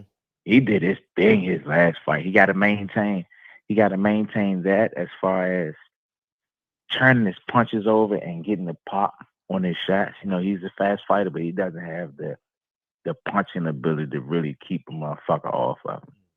People say what they want about me not hitting hard. Every one of my motherfucker opponents that get in there, they ain't in the rush to come in. You don't see them trying to bull through this shit. They real cautious when they coming in this motherfucker. It ain't just because of the speed. Right. But Rashid, he showed that he picked up his punching ability a little bit more in his last fight. Right. I think he needs to maintain that. If he maintains that, I think, man, he should be good, man. I genuinely feel happy when I see my, you know what I'm saying, my teammates or motherfuckers that I done came up with still grinding and still tunnel vision. Right. A lot of people done fell off by this point. You know, Right. we knew each other since we was about 9 years old. Well, she about 34 years old, 33, 34 years old, man. We still grinding.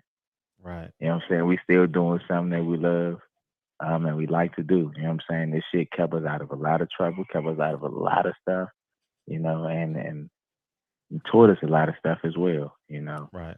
Like I say, we're part of a secret fraternity, man, that it's an honor to be a part of, you know, so. Right. And so it if it makes you feel any better, Terrence Crawford was sparring last Saturday before the Shakur Stevenson fight, and he got blasted.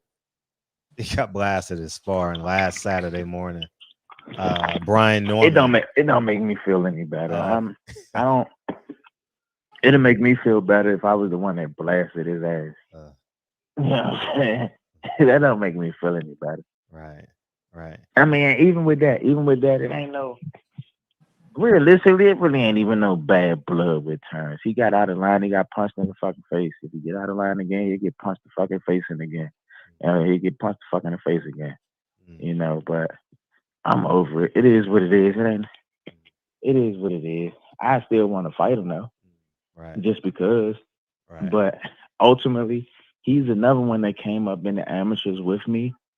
And I never want our people to be down. I think it's cool as fuck for us all, for any of the people that came up in my era, you know what I'm saying, to still be competing right now. It speaks volumes on who we are and how we are as individuals, to be how diligent we are.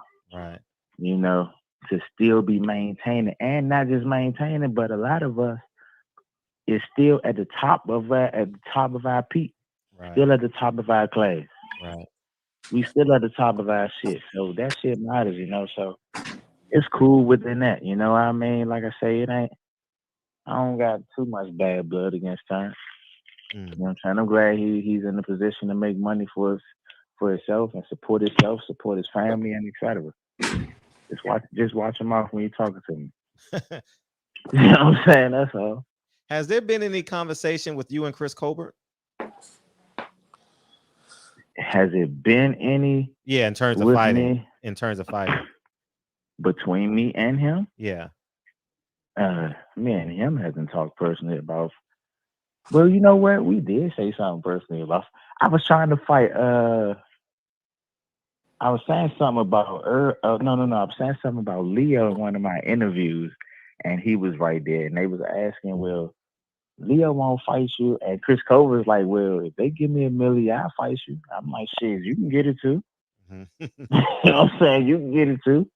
This was about a year or so back. But shit, that's a fight we'll take too. We'll take that fight too. We'll take that fight too. He actually owed me some money, so if he listening, when you see me, I need that, Shard. He actually owed me some money. Oh, okay, good. Kyle, go ahead. What's up, Kyle? What's going on, Gary, man? Appreciate you for stopping through the shop. Man, I appreciate it, man. Appreciate the love. Now listen, I had a conversation with Abdul Marias, and he threw some. Oh my God! I'm gonna hit you with that before you even start, but go ahead. he threw some sweat on your name, and he said that you the problem on why these fights ain't happened. He said that he tried to get the fight with you, and Leo tried to get the fight with you. I'm gonna stop you. Let me stop you real quick, because I don't want you to continue to food poison the people. That's some bullshit. That's some bullshit from the start. Abner Mosk never wanted to fucking fight me. Abner Mars wanted to stay the fuck away from me. Abner Mars wanted to fight Leo Santa Cruz 2 and 3 fucking times. I've been the champion in this weight division for I don't know how long now. All of them motherfuckers had the opportunity of fighting me. From Frampton to Abner Mars to Leo Santa Cruz to Josh fucking Warrington to Lee Selsby to whoever else you want to name within that, to Shakur Stevenson. When they was all when he was down there, everyone had the opportunity to compete against me. The fights never happened, not because of me. Abner Mars couldn't fuck with me on his best day. Abner Mars couldn't fuck with me on his best day. And then he had a detached retina, 2 detached retinas at that. And then he had the nerve. They said something about a possibility of me and Abner fighting. I would have ruined his fucking career. Abner Mars never wanted to fight me. His career would have been over with after that shit. Yeah, we was in Atlanta, man, at the hotel. It was the American Hotel, man. He was walking one way. Me and my OG was walking the other way. And we talked to him for about 15 minutes. And, you know, you came up, of course. He gave you some bullshit for about 15 minutes. Yeah. he gave you some bullshit. Anybody can talk tough when the shit ain't about nothing. I'm the one that was standing there like, what's up? Let's make a fight happen. Abner Mars never wanted to fight me. Now, these people tend to dance around me like I am the fucking plague. Now, do you regret not whatever lie Abner say? What else he said?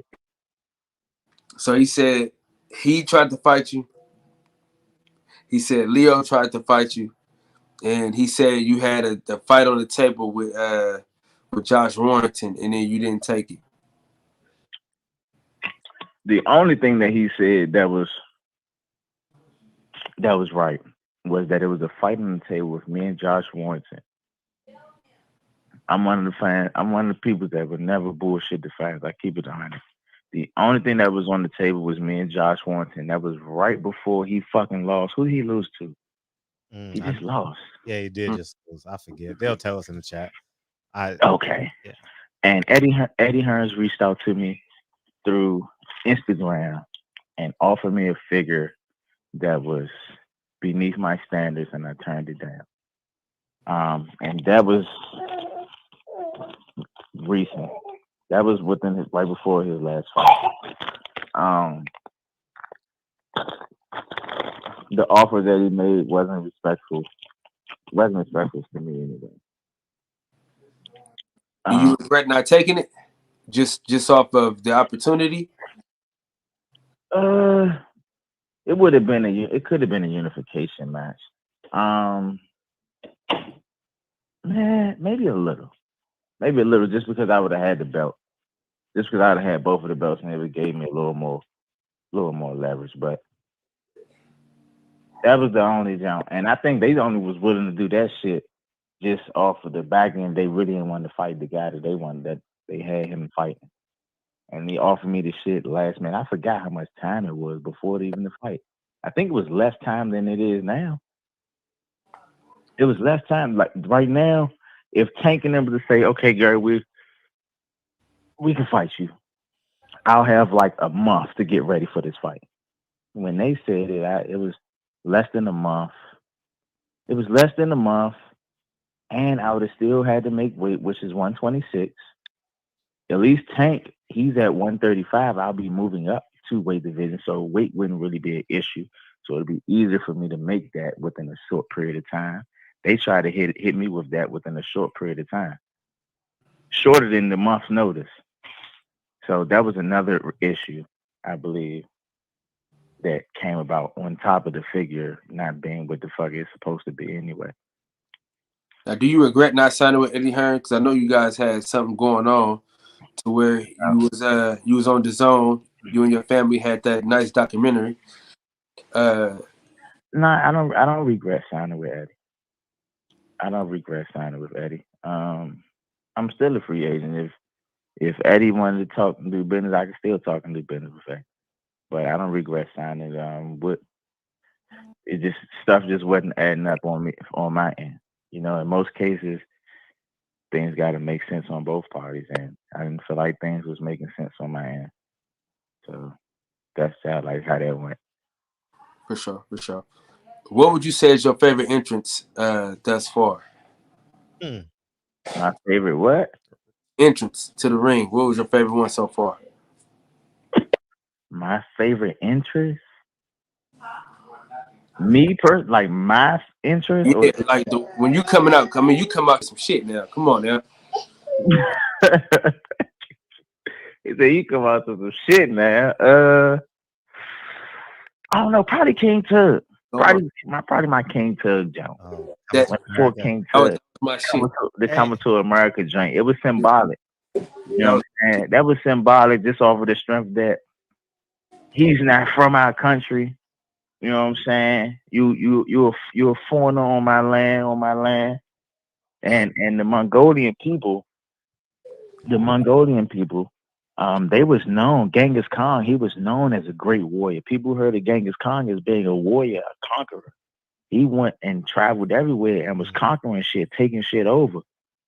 But it wasn't until the year, I believe, 1260 that they went into the Mongolian civilization. The Mongolian people went into Africa, went into Egypt and shit, and tried to take over. And the African, the Egyptian people, they just like fuck the Mongolians around, and they stopped the full progression of the whole Western civilization for a minute behind that, because the Mongolian people couldn't fuck with us.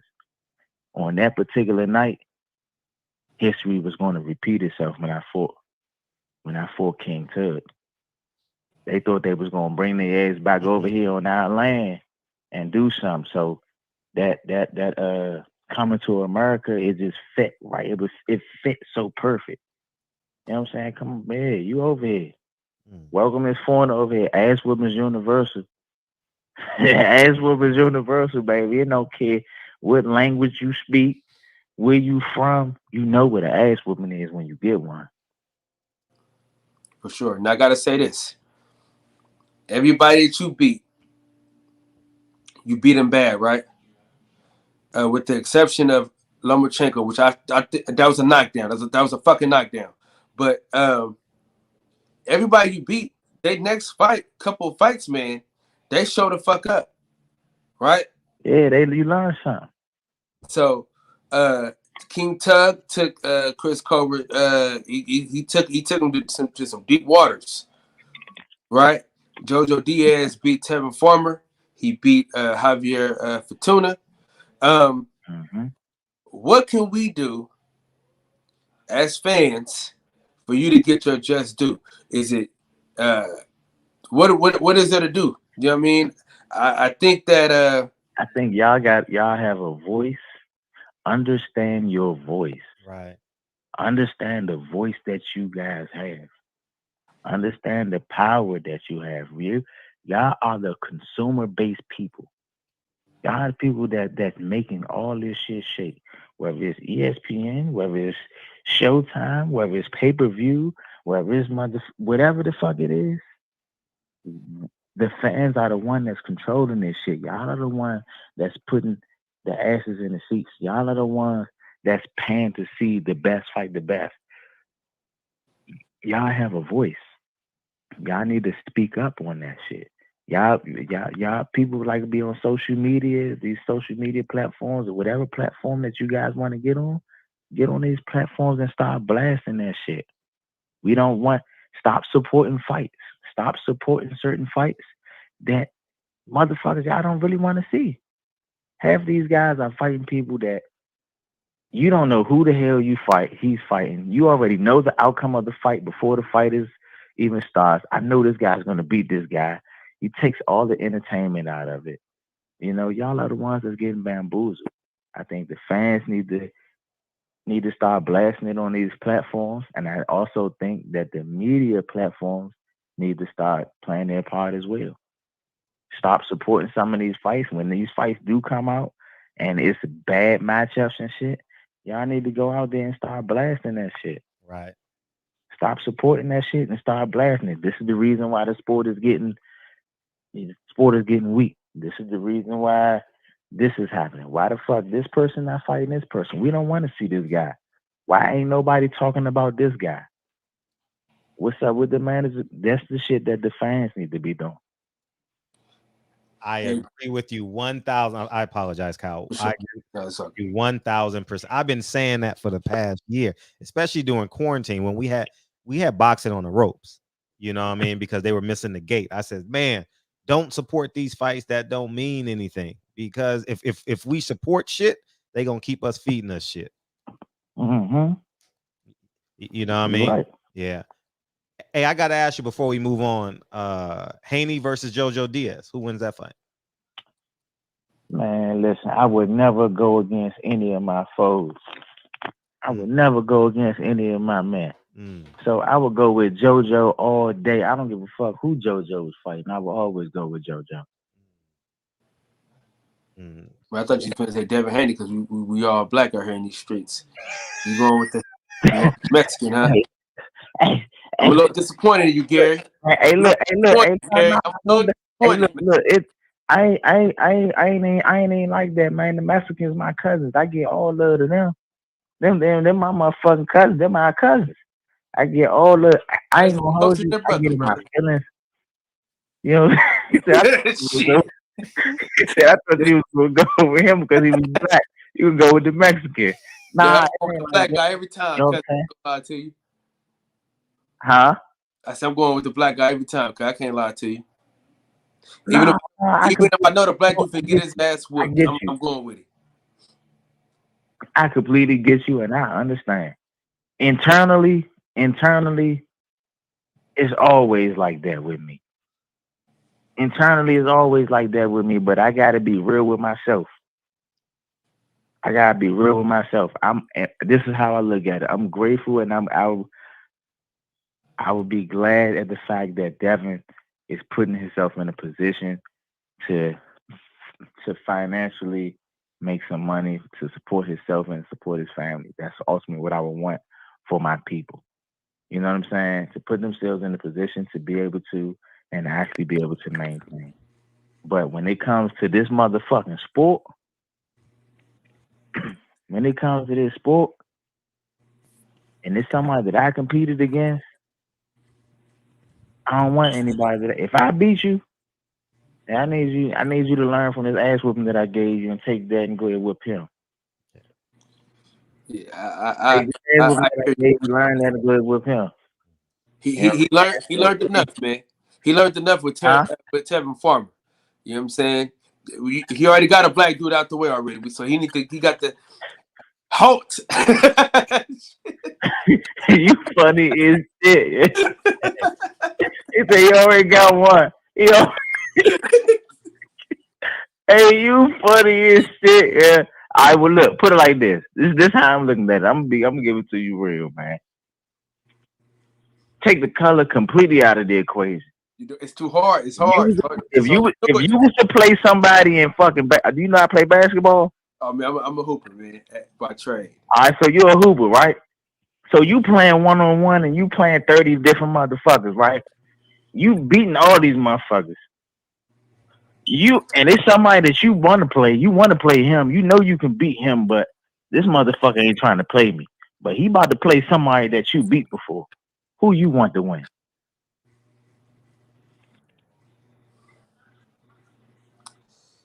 I would. It depends, man. See, when you take the color out of it, I feel you. Answer the question. I'll keep it a buck, man. If it enhances my resume, because your goal is to make the Hall of Fame, right? And if JoJo Diaz proves on to be a not necessarily a generational talent, but a 2-division, 3-division world champion, and you beat him, that makes what did that say about me? That makes you better. That legitimizes you. So I understand it. Exactly. From that. So I would never go against that. I would never go against him just off of that point alone. Mm-hmm. Yeah. So you can take color out of the equation. That's why I was like, you play ball and you play 30 motherfuckers, but it's this one person that you want to play, and he ain't played yet, but he about to play somebody that you already beat. Who would you want to win? the motherfucker that you ain't never played with the nigga that you already beat. It's kind of 50-50 because if you beat the guy, then I beat him. You know what I'm saying? Then it adds to the mystique of like, can't nobody really fuck with me. You know what I'm saying? It's like king of the court, damn near. You feel me? So, because you might have the opportunity to fight the nigga that he just lost to down the line. And then after you beat him, you be like, well, I beat everybody. You know what I'm saying? So it could go either way. Well, speaking, but I can never go for the other man if I see the brother man. I'm just letting you know that right now. Like I knew what's bruh's son name? Bruce Sheldon. I knew he was gonna get it. I knew he was gonna get his ass whooped. I knew it. Jordan Spencer beat the hell out that boy, man. I mean, beat the dog out of him. But I was rooting. I was rooting for the black guy, man. But he got the shit whooped out of him. Hey. But you know, I'm always gonna ride with the fellas, man. Hey, but Fred broke it down. Fred broke it down to make sense the way that I. Yeah, I mean, no, we got it. We got it. Hey, Gary, you gonna have to get that. You gonna have to get that trademark though. Ass whoopers are universal. You might want to get that trademark before Fred do it. You know, Fred quick. He see stock rising, he jump on that shit. So you might want to hop to it. Look, the funny thing is, right? I'm a sneaky shooter, so that motherfucker already low key is, so I ain't tripping. Okay. All right. Hey, we need more merch from you too. By the way, we do. Listen, this is the one thing. My one knock on the Russell family is we don't got no merch. That's my one knock. I interviewed your youngest brother. It's coming, man. It's coming. It got to be here, man. I'm telling you. That's one thing that's holding y'all back too, because people can't wear it. It can't be seen in it. So right now, me and Fred, we love hoodies. We're hoodie guys. We can have a Gary Russell hoodie on right now, simultaneously on the channel right now. You know what I'm saying? And then that way people are like, oh shit, Gary Russell got some merch. Oh shit, okay. Then when your next fight comes, everybody got the merch already. So you already going in. You're already going in ready to go. It's because y'all got great personality. Y'all very candid. I've interviewed I interviewed your brother, your youngest brother, which I told Fred from the beginning. The first time I seen him fight, this was what was it 2 years ago, Fred? Was it 2-3 years ago on FS1? Mm-hmm. I told Fred, hey, listen, Gary, listen, I love you, man. You're a great fighter, you're a hell of a fighter. But I told Fred, when I first saw him, I said, dude, he Gary Russell with a whole lot of fucking power. That when I seen him fight, I said, yo, this motherfucker is serious. But y'all gotta have some merch though, man. We need that merch from you.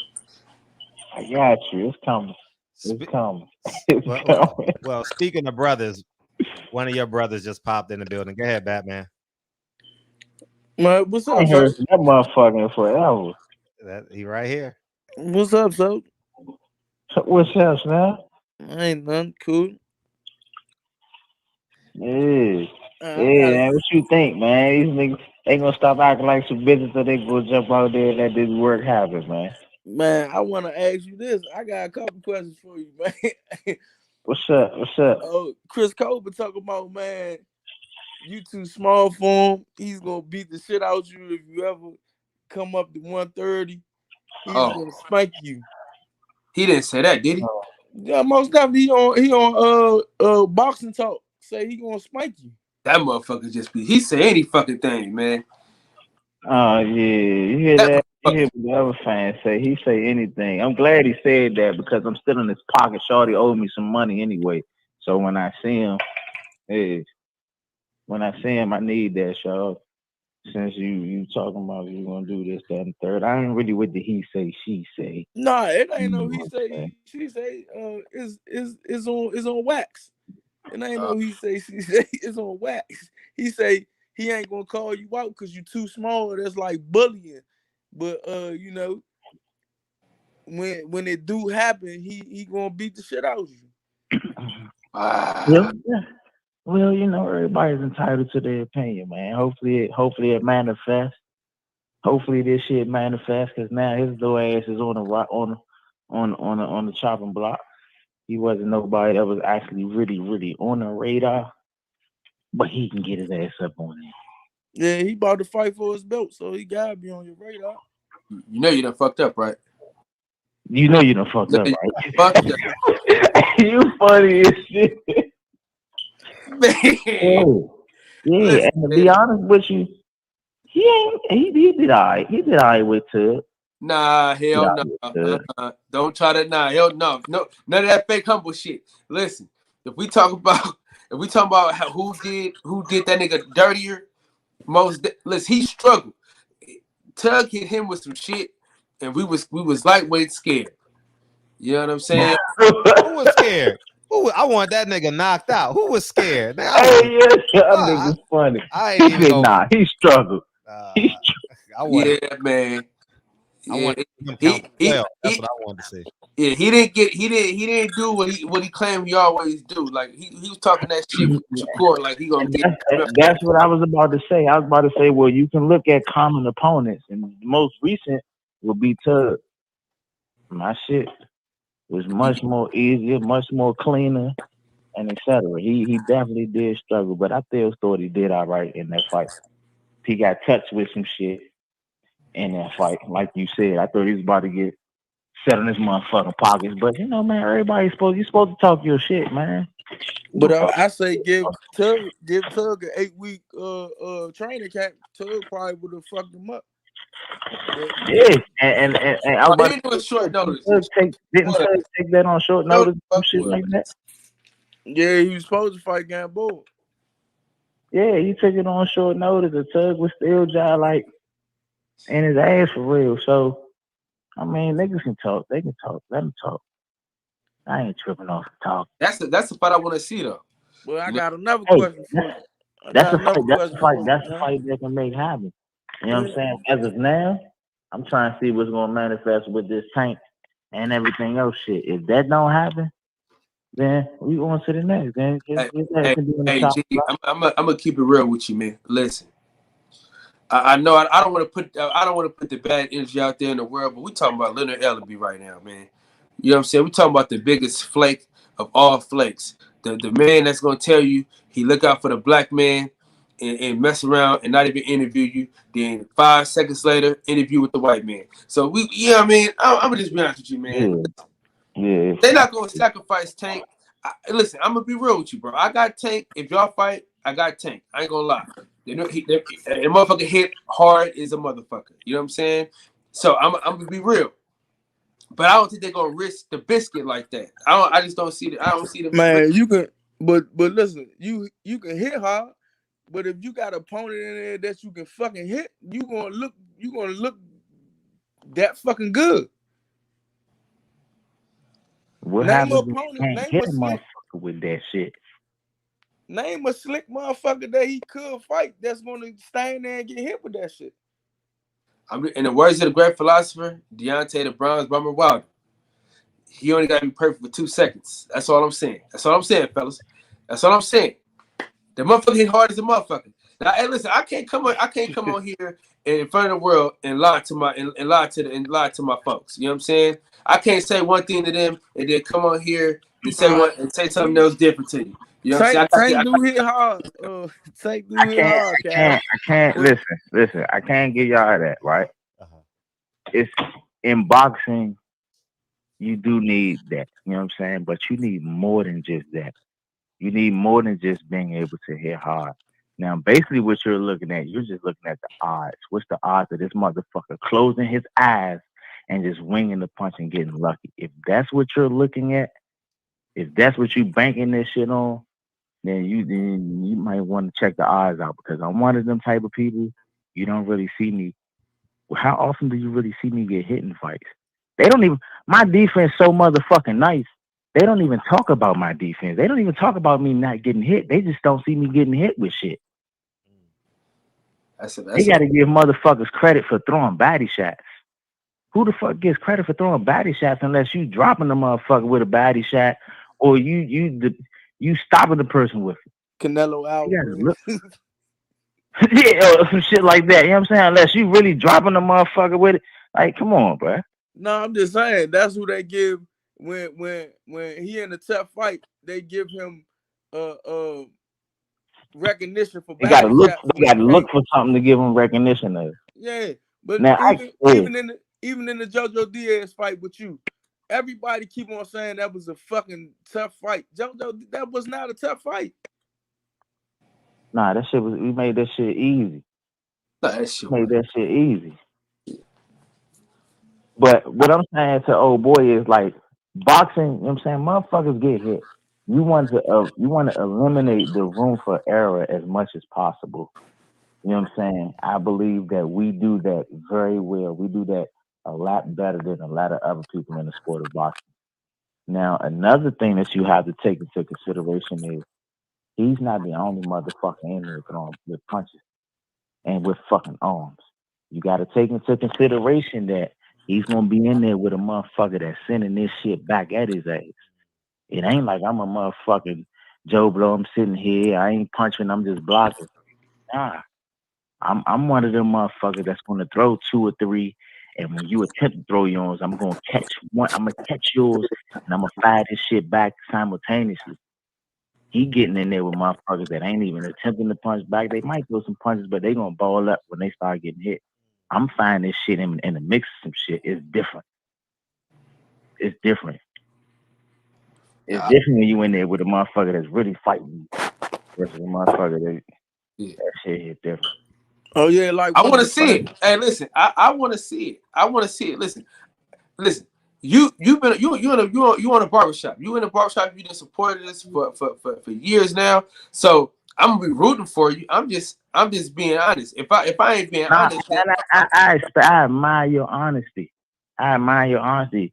You know what I'm saying? That's the shit right here that keep the sport thriving. and any light skin too, man. So I gotta go with the light guy too. Yeah, but people keep thinking. But listen, people keep thinking you trying to just cash out just to get a fight. Like you just going in here to lose. That shit. He been asking for it for a while. Man, he been asking for it for a while though. So it ain't no. I'm trying to cash out. He been asking for the nigga for a while now. He been asking the nigga for the nigga for 4 years. And let me ask you this, man. How many times have you seen Tank losing in the fight? He always has to get a fucking knockout because all his fucking fights he's coming from behind in the scorecards. Is that not true? Not you know what go ahead, baby. Only against good competition. That was Leo. When he stepped up in competition, he had to come. He was coming behind in the scorecard. Whenever he stepped up in competition, he was coming from behind the scorecard. His last 2 fights, he was losing. All right, now let me say this. Now we got to say this though. It don't really matter how many rounds you lose if you could put a motherfucker to sleep. You know what I'm saying? Leo Santa Cruz was up, so he thought he could throw these couple punches, and he got hit with that uppercut and was asleep for a couple days. You know what I'm saying? Mario Barrios, I don't think Mario Barrios was up. I was at that fight. I was up close and personal, and I don't think that he was up like Al Bernstein and niggas say he was. You dig what I'm saying? They be bullshit anyway because they done had you down before on some nut shit. So what I'm saying is I look at the fight differently. I think you can give some rounds up just to kind of figure somebody out, and once you got them, it's a wrap. Like people say a lot of shit about Deontay Wilder, but yeah, I could lose some rounds, but if I'm setting something up and I get you with it, shit. I mean, you know what I mean? We ain't talking about Deontay. We talking about Tank.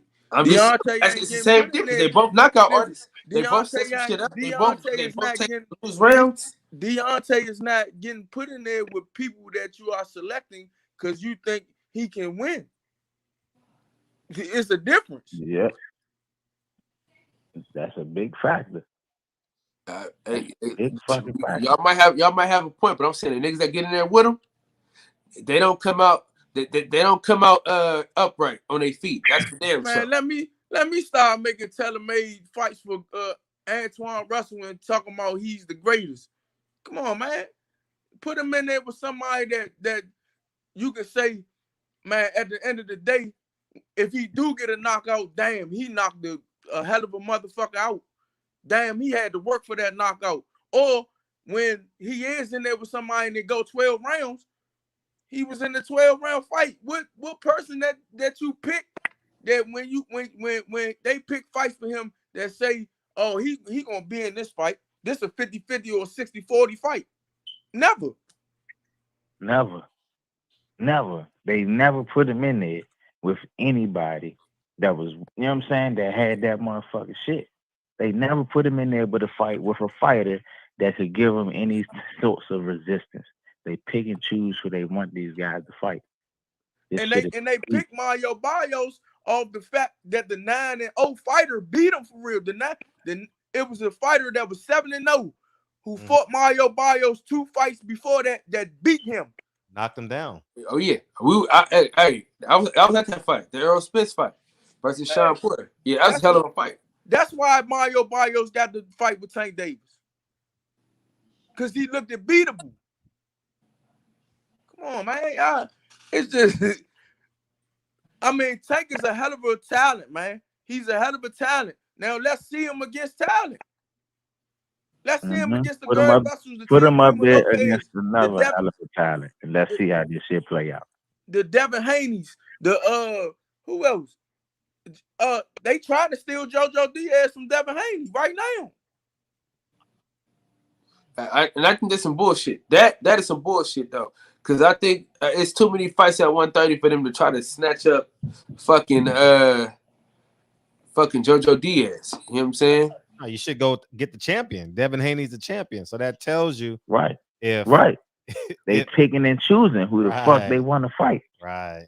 That shows that they picking and choosing. They not trying to put them in there with the next best motherfucker or put them in there with a motherfucker that they feel as though is evenly matched. They want to stack the deck. Right. And the fans are getting bamboozled because you putting them in there with motherfuckers that you know the fuck he gonna beat. You expect him to beat this motherfucker. You expect him to knock this nigga out. Put him in there with a motherfucker like, hey man, I don't know about this. Now this fight right here, now this a real motherfucking fight. And you ain't seen them motherfuckers in there with them type of fights. They not putting them in there. Now, do you think he's mad? That's why I got mad. I said they handling Tank career like a fragile package on Amazon. Oh, he's definitely in bubble wrap. Oh, for sure. Guaranteed bubble wrap. Like A1 bubble wrap. Mm-hmm. Yeah, Kyle. Now, do you think he's talented enough to beat these guys? Or do you think that Mayweather is too scared? Like, what do you think? Do y'all think it's a Tank thing, or do y'all think that it's a promoter? It's a Mayweather thing. It's a promoter thing. I think it could be a promotional thing. I think Tank could be willing to fight. I think he'll be willing to fight. But I think that he still has his slight questions behind it. But he'll be willing to fight. I think he gonna be willing to save face for himself and for his peoples. Man, I know Tank. Listen, I know some of these guys. I know Tank will fight, but let's be real. He get into it with anybody that talks shit about him, but one person. That's the man that's on the other end of this phone. Every time this man say something about that man don't say shit back. Even when Fred put the fucking camera in his face and said Gary Russell said this, he just said, I'm from Baltimore. He ain't say nothing else. I'm from Baltimore. What the fuck that's supposed to mean? Nigga, you don't even be in Baltimore, nigga. You got to get out your city. You don't move around in your city. Stop this shit. Man, and like I said, I knew Tank for years, since he was a kid. Him and Antoine, they moved him around my little brother in the amateurs. Come on, man. Stop this shit, man. Every time we used to be at one of these events, Dad would be like, man, hey, Calvin, man, what's up with Shawty? Oh, he already matched up, G. He already matched up, G. Man, we'll see you next time. Come on, man. Stop this shit, man. I know them niggas, man.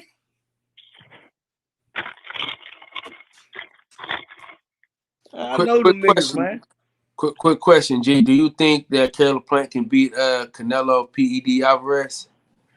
I think Canelo gonna fuck Caleb up. God damn. Really? I ain't gonna hold you though. I think Caleb can box. I think Caleb is a good boxer. I think he can box.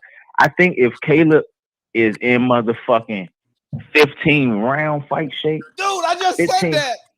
If he's in 15, 16-round fight shape, then he can do something. I just said I think he'll be able to box enough and keep Canelo at the end enough and just be able to stay on his toes and stay the fuck away from him. When Canelo get close, smother, grab his ass and reset, regroup, get back to the middle of the ring, do this shit all over again. If he's in 15, 16 round shape to do that, then cool. But if not, after about the fifth round, Canelo gonna turn into fucking Michael Myers and Jason and just start walking his ass down, sending them motherfuckers studs. All right, now let me rebuttal that because I'm a Caleb Plant man, right? Shit, man. Let me rebuttal that, man. All right, what you got, bro? Caleb Plant got better feet. Caleb Plant got better angles. The only thing I don't like about Caleb Plant, he don't got no pop, bro. He don't got enough fuck you, bro. But he got enough pop. He got enough pop for Canelo to respect him. But the only thing I don't like Chris Bird shit. On some Chris Bird shit. All right. He don't have his hands tight enough when it comes to his defense. Like when it comes to catch and shoot, he don't put his hands close enough and tight enough to his face. Yeah, as far as his defense, okay. That's the only problem I got with him. But Canelo Alvarez, now let's go to Canelo. Dog, y'all saying that when Canelo in there with good competition, he don't look that good. When he was in there with Danny Jacobs, he ain't look super fat like Michael Myers. When he was against Triple G, somebody that's really going to take it to him or really going to be there to fight, he didn't look that good. He was looking good against guys that's really scared of him. That's going to sit there, that's going to be right there to get punched. Dog, he's a hype job for real.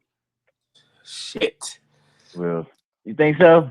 What? I think he motherfucker. I think he. You can call him a hype job. You can call him. I'm gonna go with pretty much what old boy was saying about Tank. You can call him a hype job, but you gotta give him the credit for at least getting the motherfuckers out of there that he got the fuck up out of there. But listen, they was there to get out of there. Who he got out of there? They was there to get out of there. He got Rocky Fielding out of there. He got a bum ass Billy Joe Saunders out of there. Come on, man. Billy Joe Saunders, some shit for real. Caleb Plant, Boo Boo Andre. Caleb can box. He got to be in shape, bro. Yes. He better be in motherfucking 15-round shape, 15 to 16-round shape.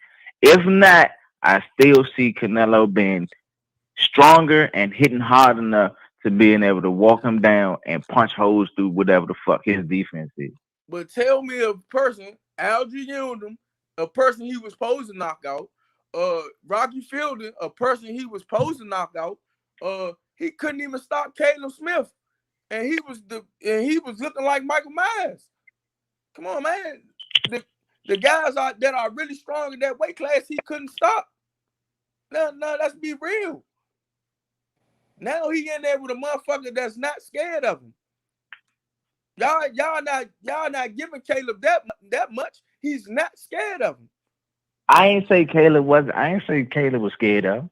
I said that Caleb, I can see Caleb winning this fight, but he got to be in 15, 16 round shape. He got to be able to be in shape to maintain. I can see Caleb easily winning the first 5 rounds. I think he has enough boxing ability. He has enough hand speed. He got enough ring IQ and enough movement to be able to keep Canelo wherever the fuck he want him at for at least the first 4 or 5 rounds.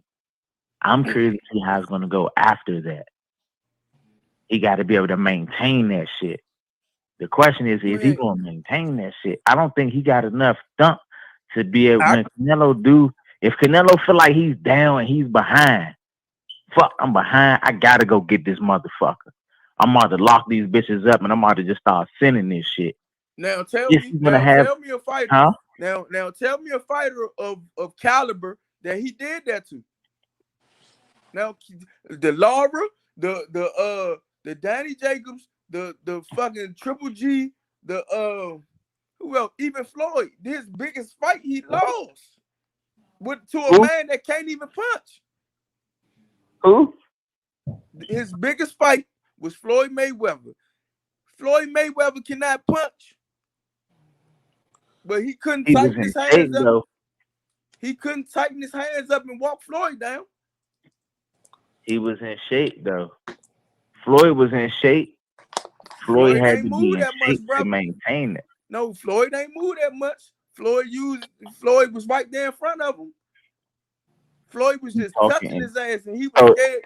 And say it again. I said Floyd was right there in front of him. Floyd was touching his ass, and he started getting scared of getting touched cleanly, like he was getting touched. Off some Chris Bird shit. But I don't got Canelo. I don't have Caleb standing there in the motherfucking pocket with fucking Canelo. He did it with I don't have. He did it with Issac, whatever the fuck his name is. And Issac is a hard puncher than Canelo Alvarez, naturally. Who the fuck? I ain't watch that fight. I don't know who the fuck that is. The one Caleb won his belt from. He's a naturally puncher than what's his name? I never seen that dude fight. What else does he bring to the table other than hitting hard? That's it. Oh, okay. So I mean, yeah, I don't motherfucking know. Man, but I can't tell you this. That'd be in my. If you can move, he don't bring that much to me. He don't bring. Look at the Laura fight. Laura moved, outboxed the shit out of him. That goes back into being in conditioning. He has to be in 15 to 16 round fight shape. If he's in shape to be able to box, I'm not going against anything that you're saying. I'm just saying if he's not in motherfucking 15, 16 round shape and able to maintain that shit, on the back end of that fight, shit gonna get ugly. Right. Man, I want to see. I'm going for my country, man. Fuck Canelo Alvarez. He's a fucking cheater. Fuck that fucking Mexican. I don't think he's Mexican for real. I don't think he's Mexican. I think he was born white. I don't think he's Mexican for real. Y'all funny as shit, yeah. He Mexican mixed with Irish. Oh, well. I think he's all Irish, guys. Come on, man. I ain't gonna lie, cuz I ain't never seen a mess with that kind of hair in my life. And he hella pale. Hey, I don't know if y'all niggas watch wrestling or not. Yeah, I know y'all got kids and shit. It's a nigga named Sheamus. They the same complexion, same hair color and everything, dog. Yeah, but his father was white, his mother was Mexican, but he took his father side of the family. But you know, it is what it is, man. The man to cheat, but like in this fight, he got an 8-week drug testing. It's no more 4 weeks. Keep on giving his opponents 4 weeks and all this bullshit. He gonna look regular. Watch. We gonna see. We 5-6 days away. We gonna see. When the fight? Saturday, November the 6th. Now, Gary, I got the rebuttal something you said earlier. November 6th. I'm damn sure gonna come in on that. Now, I got the. I ain't gonna hold. You know, it was so funny. Yeah, it was so funny. I was on the phone with Marcus, and Marcus was like, "Marcus funny, man." He was like, "Yeah, man, I'm ready to talk to Caleb." And this is the thing though, Caleb cool. I like Caleb. He's like, "Man, I'm talking to Caleb, man. You know, he's like the white Gary Russell." I said, "Oh nah, he's not the white Gary Russell. It's only me." He's funny as shit. But he said that off of the strength of one of Caleb's fights. Caleb can fucking box. I don't take away from his credibility of him boxing. I think he's a good fucking boxer. I think he wanted to. I would put him on. I think I added him on one of the pound for pound lists. I think I did put him on that. Oh, I got him number 10 on mine. I can see him. He's the only one that brings brings a little swag to this shit. But I don't think he got the pop. He gonna have to prove that shit to me.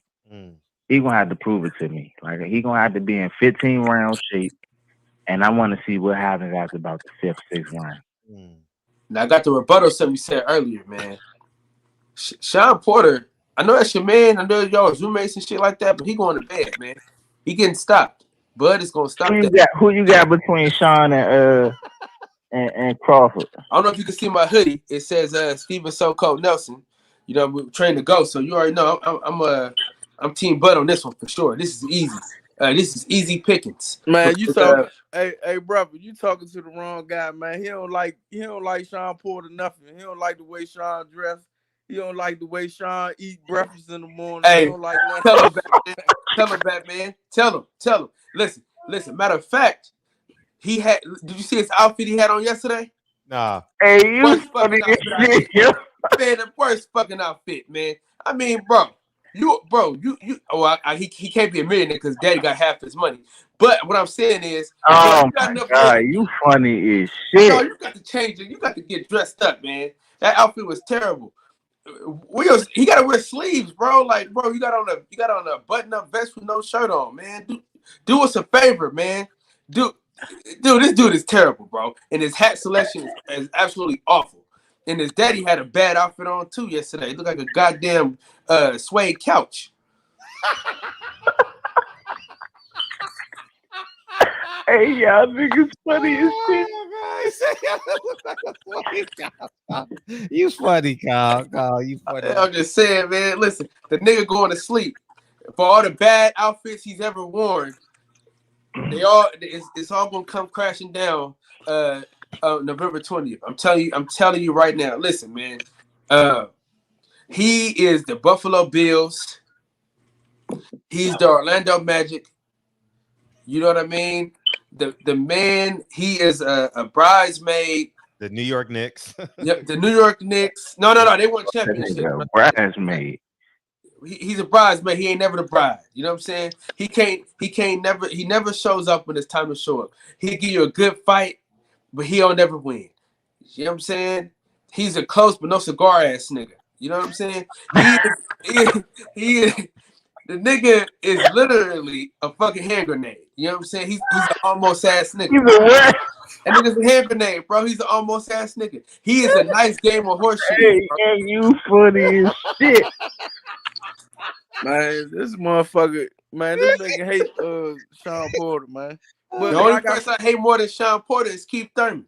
But you was a Keith Thurman fan at one time, man. No, hell no, man. No. Because his haircut been fucked up. He had stupid ass ponytail. He got this new fucked up haircut. Listen, man. Hey, yeah, he said no. His haircut been fucked up. Hey, y'all funny as shit. That's cow, man. Hey, yo, y'all funny as shit on this joke tonight. But nah, like I said, if Terrence beat him, I give Terrence full credit, man. I give him his full credit. I feel the same way. If Terrence beat him, I give him more credit. This is first dog that's in front of him. So I definitely give him credit for it. Hey, well, you might as well go ahead and sign your debit card because you're going to have to give him that credit. That's for damn sure because he putting that boy away. Now listen, we can do this. Let's do this. They say Terrence was looking. They say Terrence is down to ATL, man, looking jive bad and smart, man. Yeah, I mean, smart. Hey, the sun shines on a dog's ass sometimes. No. They say he was getting touched up. Thank you, Leg. They say he was getting touched up by this boy Newman, man. Fell into the ropes. And almost got sent to the upper room. Hey, well, listen, see, here y'all go with that almost shit. Here y'all going with that almost. See, you been hanging out with Sean Porter too much. See, no, that they had to stop it. They had to kind of stop it and let him get his shit back together. He almost sent him to the upper room. What are you talking about? But he didn't send him though. He almost stopped it. They stopped it, let him get his composure, and then they asked him did he want to continue, and he continued. He almost got sent to the upper room. Hey. Well, when Gary Russell hit him, was he able to ask? Was he able to say, "Help? Can I continue?" No, he didn't get to continue. Right? I wasn't there. Well, let's ask the man that was And there. he ain't do nothing but he grabbed his mouth. He didn't even attempt to fight back then. See, so I guess the other dude didn't hit as hard as Gary Russell then. What you say? I said, I guess the dude didn't hit as hard as Gary Russell then. Because, I mean, him and Gary Russell, they're going to have to fight one day anyway, man. Because, I want to see it just because it's a lot of bad blood and it's going to be a lot of nice shit talking. I want to see it. But what I'm saying is that almost shit and that sparring shit don't really matter. When them lights come on, that's when Sparring matters. You can't say sparring don't matter. Sparring matters. I'm gonna tell you, half of these people that's in the sport of boxing right now and that's walking around on their motherfucking heels and all punch drunk. I ain't even gonna hold you. You hear fucking Tank talk? He sound fucking punchy. Yeah. To be realistic, a lot of that shit comes from the wear and tear in sparring. Niggas be so beat the fuck up before the fucking fight that they beat up before, you know what I'm saying, by the time they fight. I don't do a lot of sparring because it helps preserve the body. You know what I'm saying? They get in all these gym wars and shit. So when you say sparring don't really matter, that shit fucking matters. Yeah. That shit take a toll on you over time. That shit matters. I'm only saying that because people look really good in sparring, right? People look great in sparring, right? And then when them lights come on, they get pieced up. You know what I'm saying? But Terrence Crawford haven't been in there with nobody that's gonna really push him to the brink. Well, I mean, November to remember. November 20th. Listen, November 20th, Batman. Listen, all I'm saying is this, because I'm gonna be in DC in November, right? I'm gonna be my little nephew, my little cousin. He hooping DC. They from DC. I got a lot of family out there, right? So I'm gonna be out there. I'm gonna be out there, and what I want to happen after this fight, I need you to take me to Gary. I need you to take me to the gym. I need some sparring gloves, signed, sealed, and delivered. I need them to say, "Damn, you was right. Sean Porter can't dress and he got his ass whooped." That's all I want on the gloves. That's all I want on the gloves. That's it. Now you can name your price over here on this side. But I don't need no price. No, I'm talking about Gary Russell. I'm just saying, he can name his price. I just name mine. All he gotta do is write on the gloves. Damn, you was right. The nigga can't dress and he got his ass whooped. That's all I'm saying. That's all I need him to put on the gloves. I can hang them up in my. You see, I got the showcase. I got the, you know what I'm saying, the cases and all that. That's all I need. You know what I'm saying? That's all I need. That's all I ask for. Do we got a deal? All right. I gotta come up with a wager, man. I gotta come up with a wager on that. Let me think of something. I'm definitely going with Sean on this. Hey, listen, if you want to be wrong, go ahead and be wrong. But I'm saying, let's be wrong. Let you be wrong with me though, so I can get some out of this. Because I'm just looking forward to. You know what I mean? If we might as well bet on wax. Because you got Sean Porter. You got him. You know what I'm saying? Now, don't get me wrong. I do believe that Terrence is a better. He has the basic down pat better than Sean Porter. I think he's a better boxer than Sean Porter. I think he's a better boxer than Sean Porter. I will give him that. But I think the tenacity in which that Sean is going to bring isn't going to give him the time to be able to do what the fuck he's comfortable doing. Or it's going to just make him completely uncomfortable in the environment in which that he's in. Most motherfuckers are only good in their particular element. Sean is going to not put him in that fucking element. Sean not going to give him the opportunity to be in a comfortable place. Man, Sean ain't had a knockdown or a knockout in 4.5 years. And he don't fucking have to. He's corralled the motherfucker. Sean wins by making motherfuckers uncomfortable. Sean gets fights by making people uncomfortable, by not letting them get into their rhythm. By, you know what I'm saying? Most people, they only good in certain elements. They're a good boxer, or they're good at this, or they're good at that. They can't do the same shit and turn that shit over in my inside game. You know what I'm saying?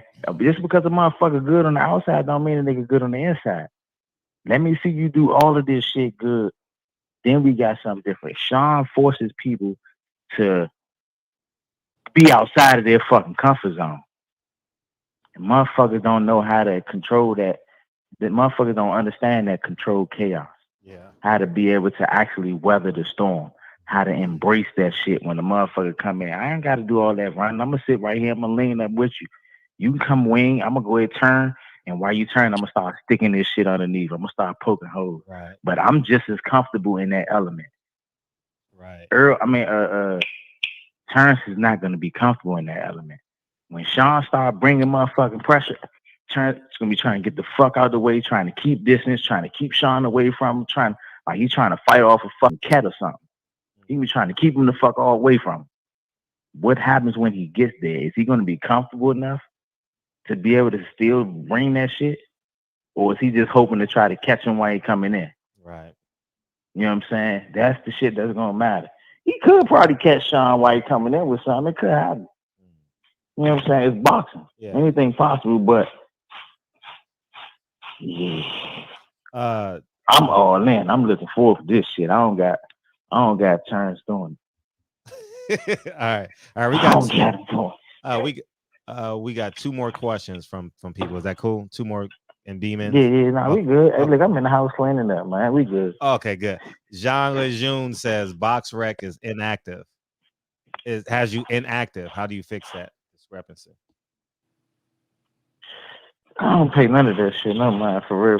Okay, gotcha. I don't know. Okay. I'm also not on the time for town list either. Right. You know what I'm saying? So, Mr. TY, what's up? You got a question? Mr. TY. Hey, peace, fellas. What's going on? Hey, what's up? Hey, what's going on? Hey, hold on. I'm trying to cut this off real quick. Sorry about that. Damn. Oh, you back there crying? This nigga got I was listening to something. Yo, Gary Russell Jr., your salute, champ. Man, what's up, big house? How you feeling? Man, I can't even tell you, man. I've had 101 debates about you, brother. I'm glad to get to share the airways with you. Yo, man, hopefully it was on my side. Oh man, I'm a supporter, brother, from way back. So yo, man. I'm gonna bring up something. I'm not sure if you've done talking about it, but a few of those dozen conversations I had was about the Lomachenko fight. You know, a lot of people who support Lomachenko, they carry that as like his greatest win. You know, and I have to remind them that you had to come off kind of a layoff and deal with weight and everything for that fight. And you dropped them, brother. I seen it, man. I called it the moment it happened, and I seen you put him down, and I didn't see too much press about it, man. I wish the LDVC and a lot of these other networks was around during the time you was putting work in back in those days. How do you feel about that fight? Is it still on your radar? I remember you talking about that fight still on my radar. I'm pissed off about that fight. That's the only one blemish that what I'm saying that I have in my career. I wish. I mean, information is everything. Knowledge is power. I wish I had the information that I have now, because realistically speaking, if I would have known what I knew now, I wouldn't have lost the motherfucking weight. And I would have allowed them to find me. Just find me. I ain't losing this weight. I'm gonna keep the energy so I can bust your ass. You know what I'm saying? And that's pretty much what it was. That's a fight that's definitely still on my radar. How do you feel about the drop though? He know he got him a motherfucking Christmas gift. That's what I'm talking about. How do you feel about that when he got dropped and the ref waved it off? Even with me being at my lowest, it was never no quit. It was never no nothing, and it was still the toughest fight that he's been in up until when he lost to Lil Gordo. So how does that look on your schedule as far as making that happen? Do you see that in the near future, later in the future? Man, I would want that. I would want that. Somebody asked me in which order would I want it. You know what I'm saying? To be honest with you, because we already on the motherfucking topic about this Tank and him not having a fight and looking for a replacement. I would want Tank first because this is the first one that's in line. I would want Tank. After Tank, I would immediately want Leo. I mean, I want Santa Cruz. I mean, I keep saying, what's the white boy name? You just talking Loma. I immediately want Loma. I immediately want Loma out of Tank. I immediately want Loma out of Tank. And then after that, just for shits and giggles, since motherfucking they keep talking about Haney, I put Haney in the mix. But that'll probably be the order in which that I would want it. If they want to jump a fight out there right now, fuck yeah, I'll fight Loma right now. He don't got no dance partner, I don't think. I fight Loma right now. You know what I'm saying? But since we got this Tank thing on the line, let's get it out of the way. Now I had a title. What's up? Let's make a fight happen. Let's make this shit happen. Let's get this duo win. Yo, salute to you, brother Russell, man. I wish you tremendous success, my dog. Freddie, the panel, salute to all of y'all, man. I don't want to hold up. Yo, Russell, man, like I said, I'm a long-time supporter, man.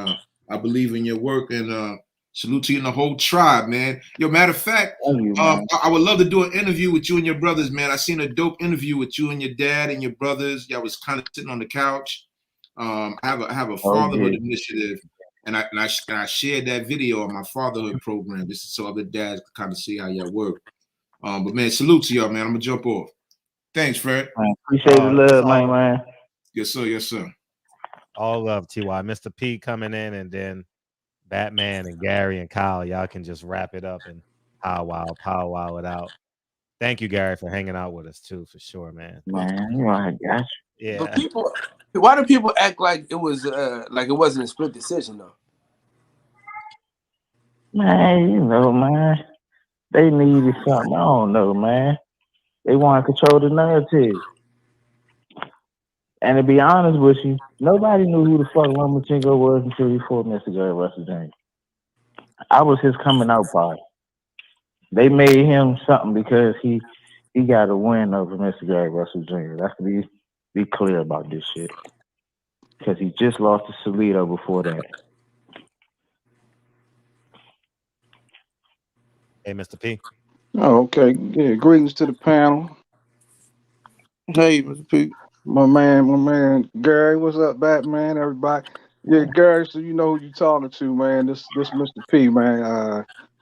You know, I used to train with your Uncle Tommy. Yeah, I'm the cat with that unky. Like, matter of fact, I've been trying to find the guy that did that made that.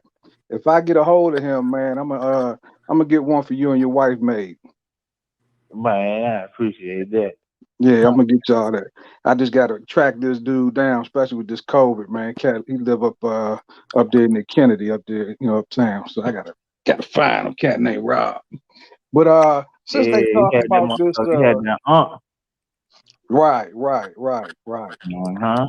Yeah, I got you, Joe. But look, since they talking about this Loma thing, let me drop some facts real quick. So, all right, the man got the decision on a majority decision. Now, had the knockdown been counted, it would have been a split decision. He still would have got the win, but it would have been a split decision, putting a little more pressure on him to take this rematch. Now, what people not paying attention to is the knockdown should have been called. Who didn't call it? Jack Reese. Same Jack Reese from Wilder Fury 1. Same Jack Reese that didn't call that knockdown when Ugas should have got that win against Porter. People ain't paying attention, man. There's a lot of shady stuff going on in this boxing game. It's just the bottom line. Okay. So we know Loma is not trying to take that rematch too. So all that talk online, I heard somebody saying Gary never asked for a rematch. I'm like, what are you talking about? The man been asked for a rematch since the night of the fight. Like, what are you talking about? The night of the motherfucker fight. I want to see tomorrow. So, a lot of people, they don't know, man. And Gary, like, I've been following y'all, man, since y'all was, young babies in the game. You feel me? And just on the DC boxing scene, period. And people that know really know what it is. They know what it is. They talk about, oh, this Gary, he got speed and this, that, and I tell people all the time, you got these monsters coming in there supposedly, and when they come in there, they got a game plan saying they're gonna walk them down, this, that, and the third. You don't see none of that in the fight, and there's a reason for that. There's a reason for that because they get up in that kitchen and they get that heat, and they realize, yeah, I'm not gonna be walking Way nobody hotter down than I thought it was. a whole lot. Because I'm gonna tell y'all right now, what y'all don't know is, man, at 13, 14, 15, Gary had grown man power. And people in the city know. There's a lot of these jokers that's, from wherever they from, they just don't realize it. They don't know what's going on, man. They don't have an idea at all. You feel me? So bottom line is they can squash that Lomachenko talk because Lomachenko is he ain't trying to get that work again. He don't want to see the man. Period. Now, there's a lot of guys that I like out there, but you got to keep it real. Y'all talking about Tank? Shorty nice. We don't take nothing away from him. But Tank really don't want that fight because he know what it is. He here. He know. He's from here. Right. He know. It was nobody for Tank to look up to when he was in the amateurs but me because I was the only one that was running through shit. Yeah. Consistently. Yeah. See, people just don't understand, man. They don't really understand. Because I don't know how many people I done knocked out from his gym under his coach Calvin's tutelage. And Calvin, Kenny, they know. They know. So, and then we talk about, Devin. I like Devin. Shorty, he gonna be okay. But the reality is this, and Bill Haney know it too. They was on some tomfoolery. They had a fight they was already scheduled and locked in on, and they just wanted to jump on the Gary situation just to create some buzz for that fight against Gamboa. They ain't had no intention to fight no Gary. That's why the contracts and shit that they were sending was some bullshit. Exactly. It was funny business. And they consistent at doing the shit because they doing the same shit with JoJo. Right. And JoJo, they sent JoJo the wrong paperwork too. And when the world get back, decent, I'm making a beeline for Vegas because me and Bill got to have a conversation because he got online acting crazy with me one day when I had to question him because he tried to tell me Gary never told me that he wanted to fight in December. I'm like, stop this shit, man. Come on. Come on, man. He said that to you off the break. He wanted to fight in December, and y'all had a kind of a loose agreement on trying to do it right after Christmas. December the 26th. Exactly. Yeah. Exactly. So, people getting fooled, and it's okay to have their favorite fight and all that and supporting their guys. That's fine. That's cool. But you know what just I'm have saying? some common sense with this shit. And keep it factual. Keep it factual. Just keep it 100. That's all. Keep it a buck. That's all we asking for. Now, before I forget, man, two things. One, when you talk to Big G, man, tell him, send love out to him, and, hope he gonna, do like he always do, fight and recover, man. And the other thing, man, I got a question for you now. I caught you, out there doing that hunting, Jack. But a lot of people don't know how to prepare that meat, man. What you do to get the gaminess out that meat, man? I need to know that. Water and vinegar. Oh, you do the vinegar? Okay. Water and vinegar. Because I know some people like to do the buttermilk, and some people like to do, Yeah, but you could do water and vinegar. You just soak it in water and vinegar. That'll get you right. Hey, there we go. That's right there. That's what I'm talking about. And the thing is, it ain't even gonna taste like vinegar was in the shit. It ain't gonna taste like vinegar, and it's gonna take the gaminess out of it. And once you soak it, I'll probably soak it for about an hour and a half, about 2 hours or so. And after you soak it, then you can take it out and season it however you want to season. And tastes just like roast beef. I got you, my man. Yeah.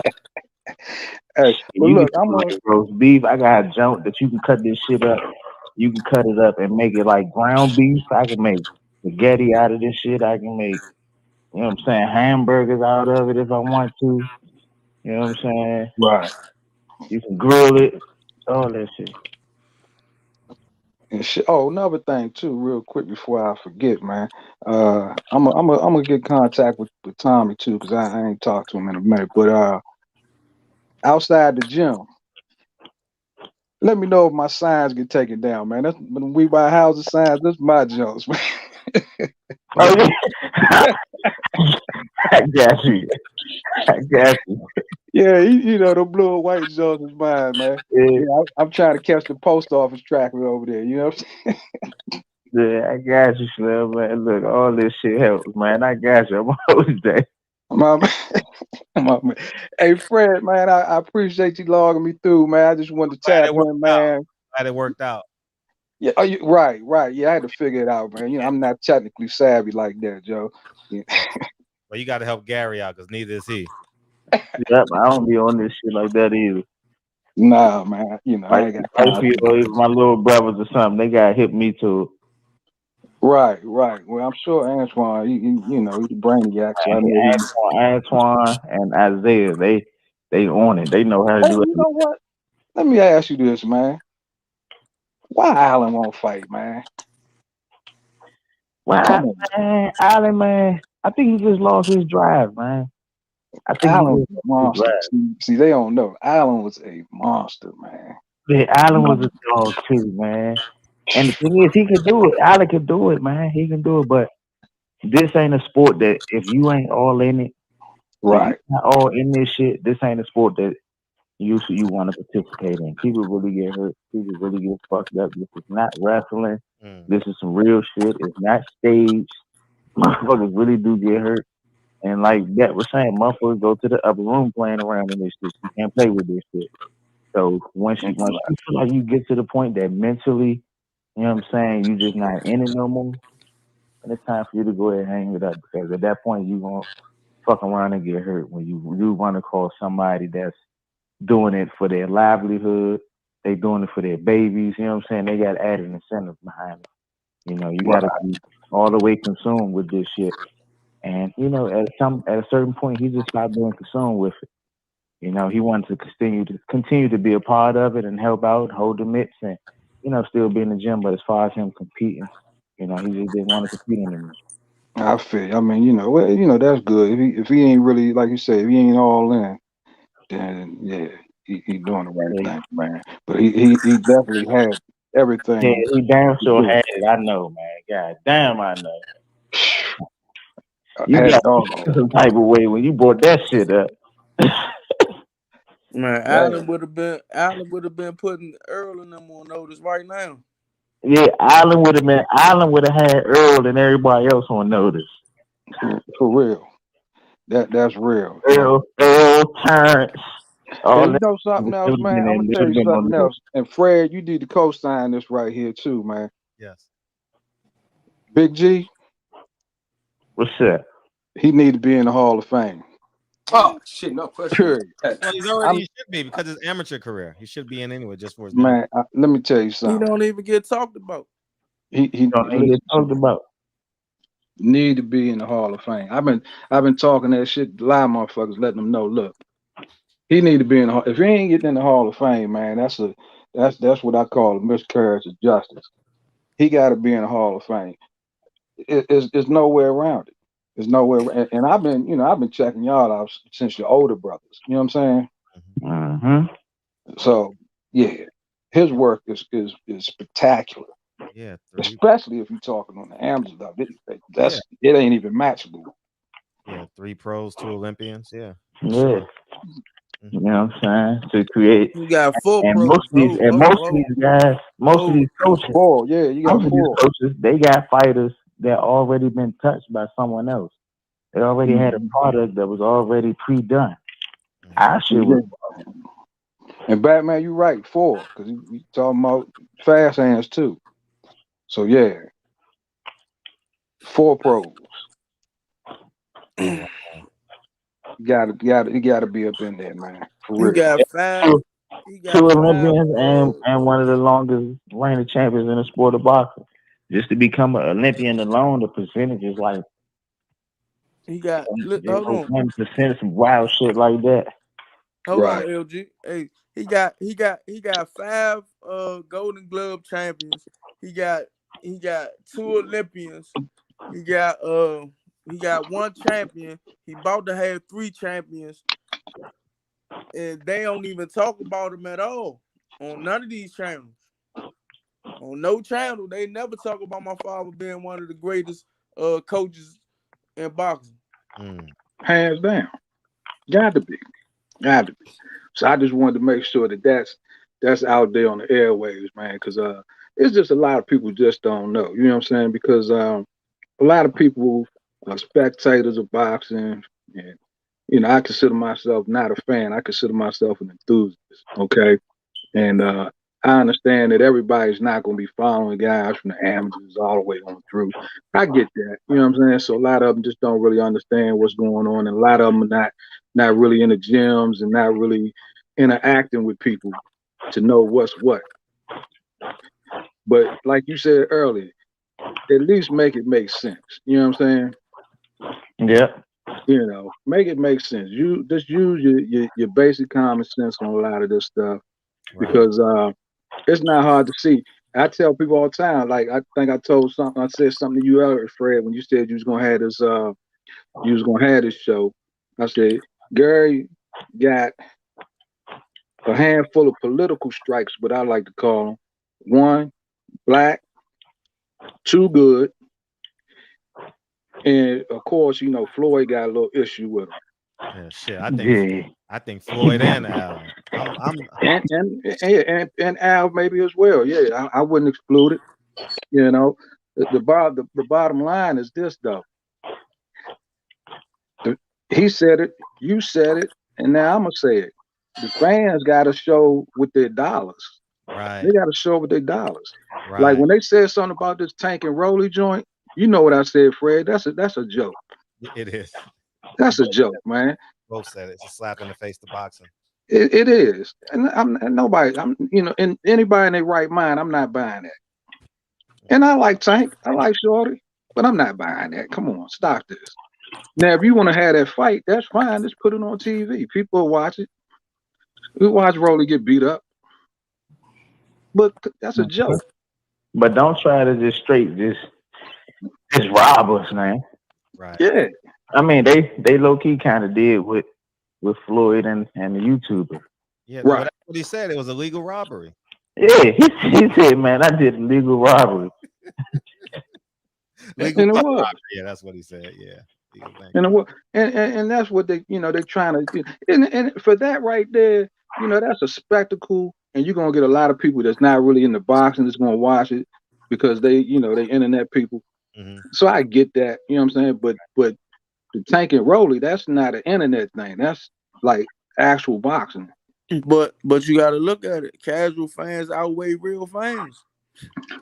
Yeah, I get that, Batman. But I'm saying, don't pee on my shoe and tell me it's raining. Yeah, but he ain't looking. Look, Floyd and them ain't looking for y'all to buy this shit. Floyd and them is looking for Tank popularity, and the people that really don't know nothing about boxing. Oh, Tank a knockout artist. Oh, I gotta see Tank. Come on, man. You got man. You got Shaquille O'Neal, all that shit saying how great Tank is because he's knocking people out, but they don't know the interests of boxing. Like he ain't fighting nobody. Right, you got a good point. I mean, we know it's watered down. They don't really know that, so I get that. But the whole thing is, how you gonna put that on pay-per-view though? Like, come on. Because the fan. I mean, what merit? And I'm not trying to like get down on Rolly. It's just he ain't at no pay-per-view level. If you was in Atlanta, if you was in Atlanta, listen though, because the boxing fan know that, but the casual don't. So they painting that Rolly is dangerous. He got this power. Oh, he might not have the skill, but if Tank bullshit, he will knock Tank out. That's what they selling. I'm gonna tell you right now.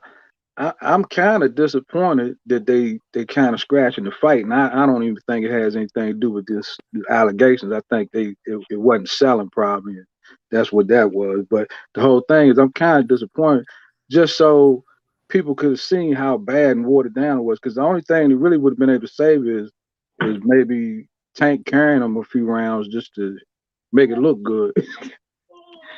Because that's not a fight, man. That's not a fight for real. Mm-mm. You know, Rolly right now, you know, you put him on an undercard against, you know, somebody that's on his level, but having him fighting Tank right now makes no sense at all. And I don't think it really does anything for Tank, to be honest. And put Other money than in a his pocket. paycheck, little paycheck, yeah. But here's the thing: if you keep fighting bums, what's gonna happen when you get in there with somebody that's the real deal? Man, he might lose. They ain't care. All I'm gonna tell you is this: boxing is starting to look like a bad episode of Rocky 3. You got a whole lot of Balboas out here being protected, avoiding Clubber Lane. Straight up avoid Clubber Lane. Boy. Yeah, because they not trying to see Clubber Lane. You feel me? And it's got to stop, man. It's got to stop. This is just it's out of control at this point. Totally agree. Hey, Fred, you got the music rocking? Yeah, that means you got to get off the damn phone, nigga. Good, nigga. I got to get up anyway. Hey, look, man. Hey, love all y'all brothers, man. I'm gonna come past the gym at some point in time because you and Alan, I've been working on this chest thing now, so I need to test that out. Oh shit! Hey, we gotta get some bump in. I used to play bad. I need to play better whenever he bring his ass around. For sure. Y'all be easy, man. Fred, I get up with you, baby. All right, appreciate it. Thanks, Mr. T. Appreciate you, man. All right, hey, man, you can't do nothing with me, man. Hey, I got a question. Hey, Fred, you funny as shit. You know you lost the last game we played, right? I definitely did, but you can't do shit with me. Hey, I got one question. This has been I don't preface my question. Do you have to when you fight for PBC, do you have to say thank you, Al Heyman? I don't. Oh, okay. I mean, you don't have to. I think a lot of people, I don't know, I guess they do, but I don't think they have to. I think that's just them just paying homage or just thanking Al for giving them the opportunity of being able to compete, or I think it was one of those things. Okay. They see it, so I think everyone see it so much that motherfuckers just go with the flow. Everybody just thinks, hey, because they do it, I got to do it too, I guess. I don't know. Mm-hmm. I mean, ain't nothing wrong with, you know what I'm saying, paying homage or showing respect. If you feel like somebody helped put you in a position, you know, to provide for yourself and provide for your family, you know, I don't see nothing wrong with that. But I think that's where it comes from. I don't think anyone is telling them, okay, you have to say hi or say thank you, Al Heyman, thank you, such and such, or whatnot. I think that's just how everybody's choosing to go about it. How impactful you think that you wearing that shirt was when you said Say it what's again? up? How impactful do you think that shirt was, positively or negatively? Oh, when I said Leo next, what's up, Al? Yeah.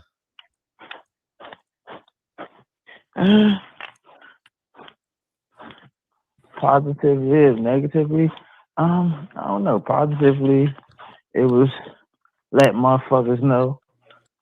I mean, I already been verbal about me wanting certain fights, but you know, it was me taking it a step further, letting people know that not only is he saying it here, but he's saying it to Al Heyman as well. Right. You know. So. Yeah, was that the last minute decision when you made that shirt? Cal said you needed better shirts, man. I was about to say, that's what I'm asking right now. Was that like a last minute decision to make that shirt, or did you already have that planned out? First of all, you funny shit. Nah, actually, we already had those shirts. That wasn't even my shirt. That wasn't even my shirt. I think that was my dad's shirt. My dad had that shirt. Oh, I your was like, dad. yeah, my father had that shirt on. Oh man. And once the fight was over, I was like, hey, Dad, man, let me get your shirt. Let me put your shirt on. Mm, Let me put your shirt on. mm. Listen. Listen. This is the thing about Kyle Davis, man. That you'll learn. Whatever I say before, I'm gonna say it again. You know what I'm saying? At the end of the day, I gotta be honest. You know what I'm saying? I can't allow myself to have you on wax, or have you here in front of me, and not say what I've said before. I just can't do it. You know what I'm saying? I gotta be honest. I was upset with you about the shirt because I wanted it to be more. I wanted it to be more. More design. I wanted to be designed better. I wanted to be designed. I wanted you to have the whole shit. I wanted you to have like a real shirt. I wanted you to, you know what I'm saying, be able to sell them shits, the whole thing. You feel me? When I seen it, I'm like, Yeah, damn. you wanted to present it and stuff. See, it wasn't something that was planned. Okay. You know what I'm saying? It wasn't anything that was planned. It was just spirit of the moment. Like I seen my father with the I'm like, oh shit, hey, let me see that young real quick, Dad. Put this right now. But I get exactly what you were saying though. I get what you're saying. You wish I would have been able to have that motherfucker, had some merch, been able to pass this shit out, you know what I'm saying? Ooh, you did Yeah, good. that would have been sick too. That would have been sick too. Sign me up for that shit. I Welcome think. to the motherfucking Hey, barbershop. hey. Half the people. And had everybody walking around with that Leo next. What's up, Al? Ooh, we got to do that for the next fight, man. We got to do that for. Hey. You need to wear shit. You need to make them for a fight so you can get a fight. Shit. You know what I Man, mean? you need to make Al and them bump you up to 130 to get that WBC belt off that boy Oscar Valdez, man. Well, Yeah. Oh yeah, good luck. Valdez. Man, they bullshit. They trying to save Valdez too. Yeah. They protected him from. Oh, ain't no trying. They saving his ass. He's saved. Ain't no fucking Yeah, trying. no, they saving his ass because I tried. I was telling them I was trying to move up because Valdez fought. Burchett. Yeah, Valdez. He fought Burchett. I was trying to get in the mix of that shit. Champion fighting champion. Trump's a mandatory. A champion fighting a champion with Trump are mandatory. But they did everything in their motherfucking power to keep me away from him. It's like, no, Nah, it's already set. It's already Burchett had set. the belt. Remember they tried to say Bob put in the paperwork already for the fight. They know what they're doing, man. These sanctioning bodies, they know what time it is. You know what I mean? If you ain't got the money to them for them, like to on a grand scheme, like for me, I told Fred this a long time ago. The WBA is bought by Al Heyman. That's Al Heyman belt. The WBO, that's Bob belt. Now I don't know what the hell Eddie Hearn doing. He better start paying somebody because don't nobody got no damn belts over there where he at. He said, I don't know what the hell Eddie Hearns do. He better start paying somebody. Hey, no, but you want it though. You want it though. Mm-hmm. That's exactly how it's moving. That's exactly how they moving. Yeah, man. Any final? Oh, Gary. So the update on your final words is, I just spoke to someone at PBC, and they said that Isaac Cruz is the leading candidate. I was just talking to him through text. They said what now? Isaac Cruz is. They're watching the show right now. Actually, Isaac Cruz is the leading candidate. Who is that? Isaac. Who the fuck is that? I don't know. He fought on somebody undercard that Miss T knows. I've seen him fight, but I don't remember. I've been at one of his fights. I just don't remember who he is. Isaac Cruz. Why don't they just have him fight Chris Colbert, man? Say that again. I don't know why they just don't throw him in there with Chris Colbert. They might as well make that fight. Fuck it. With who? With Chris Colbert. Oh. He already scheduled the He got fight. Chris Colbert about to fight somebody for a mandatory fight somebody, right? Yeah, he about to fight. The WBA made it a mandatory. Right. Okay. Yeah. They trying to get rid of all these damn interim titles and all that. Oh, so he had 130. He had 130 though, so that ain't gonna work. He had 130. Yeah, Yeah. Chris Colbert at 130 and Tank is at 135 for this fight. Yeah, I mean, but still, they'll move him up if they can't find anybody. But but that's still a way. Gary Russell makes the most sense. It'll bump the pay-per-views. It makes it a bigger fight. It gives Tanks a level of credibility. Me fighting Tank would still make the most sense. It will bump the pay-per-view no matter who the fuck they putting up there. I think y'all should be next. Yeah, but y'all ain't saying that Tank. But Tank said this. He took the fight because he was tired of Rolly talking shit. So why you ain't tired of Gary talking shit? Well, because Rolly, come on, I ain't know that. It's Rolly. Rolly got the way Rolly talks. I think that's what it is, man. It just makes him so upset. You know what I'm saying? I just think about that. I done called this man all types of. He said he made him so upset. When you do it though, it's kind of like for the last four years trying to fight him. Yeah, but George's swag though. See, Rolly has zero swag, so it's like this nigga corny and he talking this shit. I gotta handle him. You know what I'm saying? With you, it's kind of like, man, you got that DC swag. This nigga Rolly, oh no, fuck him. I got to handle him. Rolly voice makes me sick. You sound like a cartoon character. Yeah, funny. I don't know, man. I can't tell you this to the fans that's listening. I know the fight, you know what I'm saying? Folks have been falling through. They need a motherfucking a big enough notable name that's willing to take this fight in less than a month's notice. Who else would y'all rather see Tank fight other than Mr. Gary Russell Jr.? I take the fight in less than a month's notice. Right. I move up 2 weight divisions. You know what I'm saying? I ain't getting ready. I haven't been getting ready for a motherfucking fight. I stay in shape, but I ain't been training like I'm getting ready for a fight. But I step in the motherfucking gas pedal to get in shape for in a month to make a fight happen that I've been asking for the last 4 years. The fans and the media need to put the pressure on these people. Man. I agree, and we should we boycott the fight if there's like an Issac Cruz or something like that?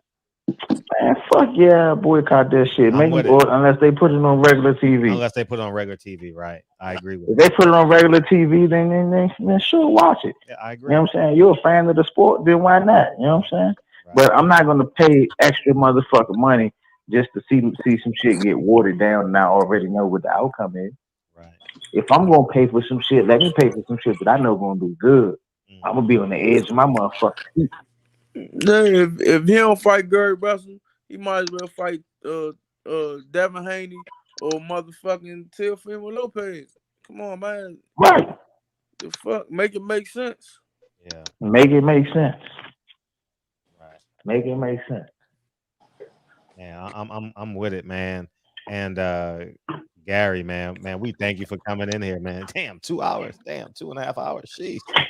Damn, thank you, man. We totally appreciate you coming in here, man, spending time with your fans. And I'm gonna chop this video up and we're gonna get thousands upon thousands upon thousands upon thousands of views so we can get to the right people. And I'm challenging everybody because everybody's watching this. So no one in boxing can say they didn't hear you tonight. Everyone heard you tonight.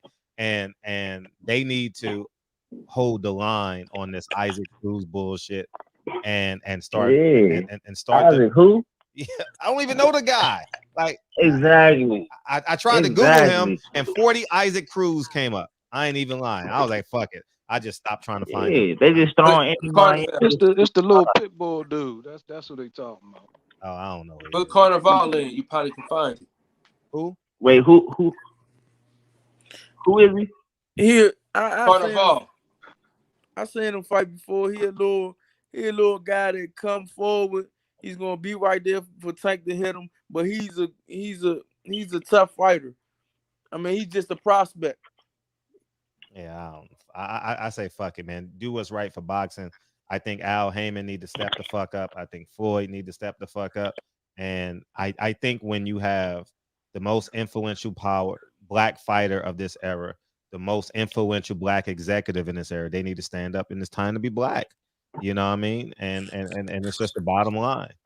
Man, all lives matter, Fred. Lives matter. Can I say this? They done wasted a great talent, dog.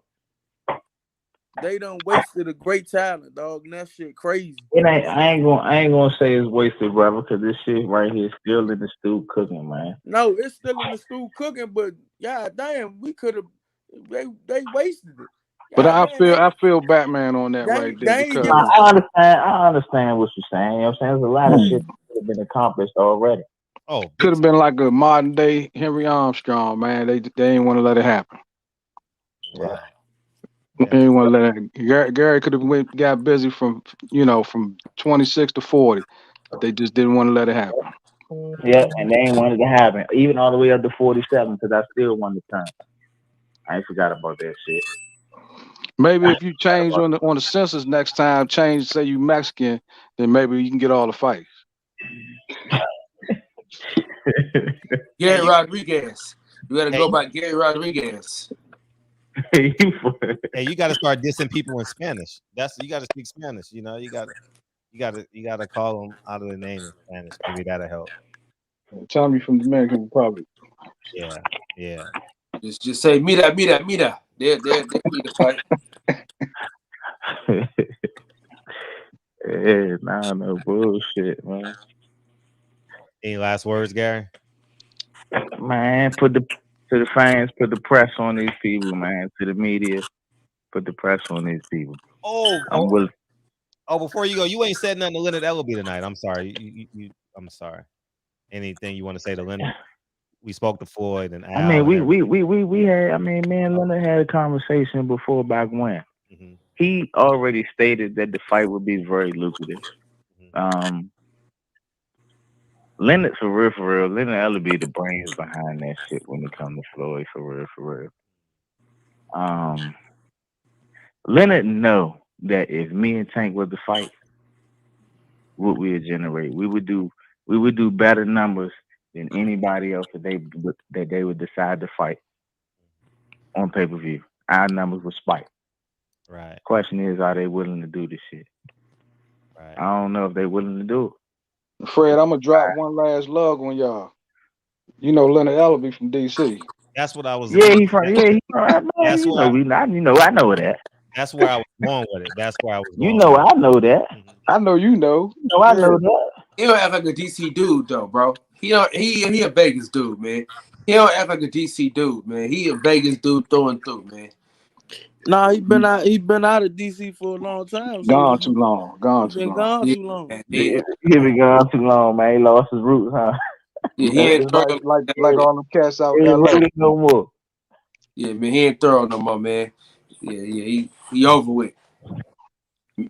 Maybe I'm still tripping off that interview he didn't give me, but fuck. I don't want to say. I mean, like they say, you can put a thorough DC nigga anywhere, man. He gonna survive, man. He doing that. He doing more than that. Nah, he on some other shit, man. Leonard Ellaby on some other shit, cause he's trying to say Tank Davis this superstar, but Tank Davis not fighting superstar type quality fighters. Not even a star. Yep. That's what it comes in there. They selling perception. That's what that is. Yeah, there you go. Say it again. Selling what? Perception. That's right. Selling perception. Don't get me wrong. Tank can fight, but we know what it is. Listen, I was at that fight in Atlanta, and you could have anybody fighting Tank. Them niggas is gonna come.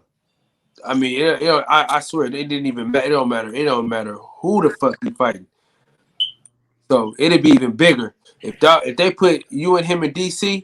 or Baltimore, wherever the fuck. Any probably somewhere in the middle. That should be insane, man. It'll be retarded. And they know it. They knowing it. They choosing not to make that motherfucker money. But what's the reason? That's the question. Yeah, I agree. Called future earnings. Yeah. Leonard Ellaby always talk about being black and DMV, but it's always when he's making a fight with a Latino. He's never being proactive, looking out for the other guys, man. It's just asinine, dog. I'm done, dog. This is just I just can't put up with it. You know what I mean? Say one thing and do another. I'm telling you what he did, friend. I'm telling you what he did. The man lied to me to my face, man. Nigga told me he's gonna get something to eat and did crashed the whole interview with white folks. Oh shit, Gary just left. Anyways, Gary just phone probably died. But yeah. Nah, hey Ryan, Ryan keep on saying we taking Boogie. The motherfucker not saying he can't boogie. Man, let him, man. Who's that talk, man? Let them be who they are. Yeah, I'm just saying he can boogie, but he's not boogieing against the right competition.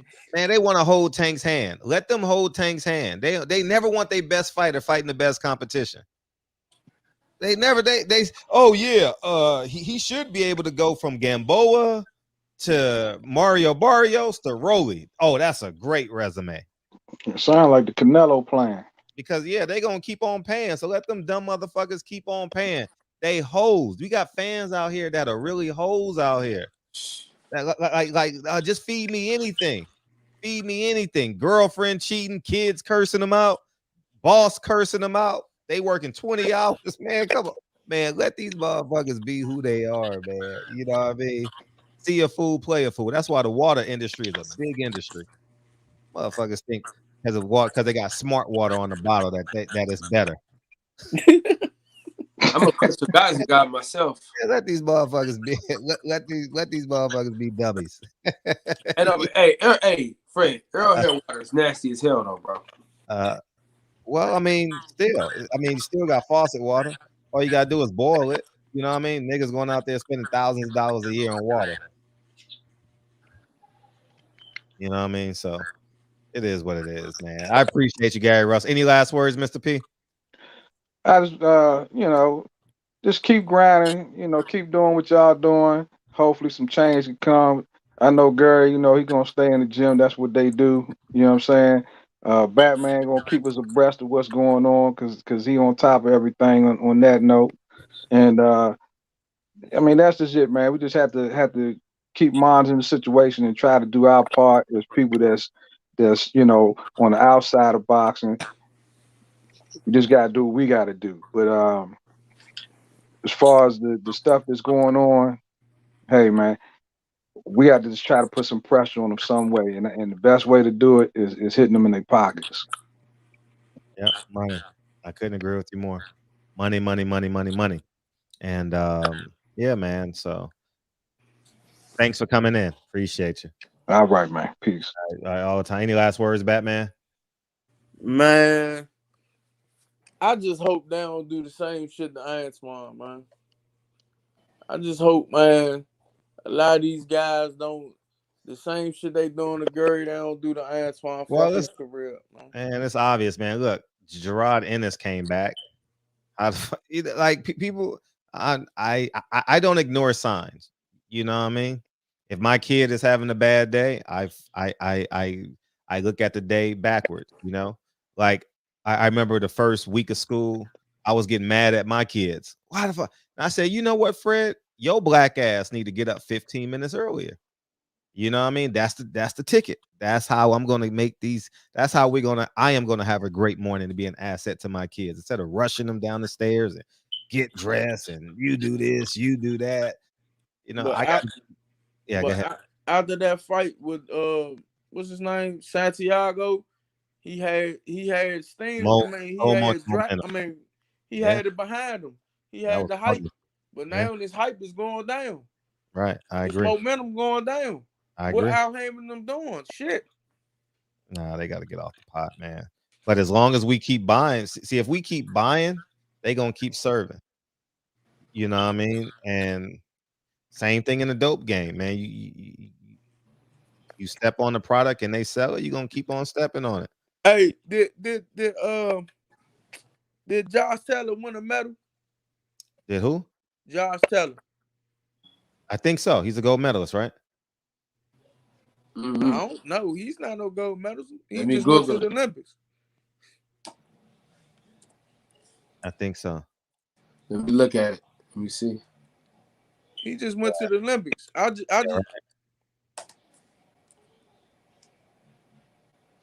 Yeah. I'm saying this to say this. He only got 4 more fights than my brother, but he's put on the plateau. At 140, Gary Antoine Russell is an Olympian. He got cheated out his gold medal.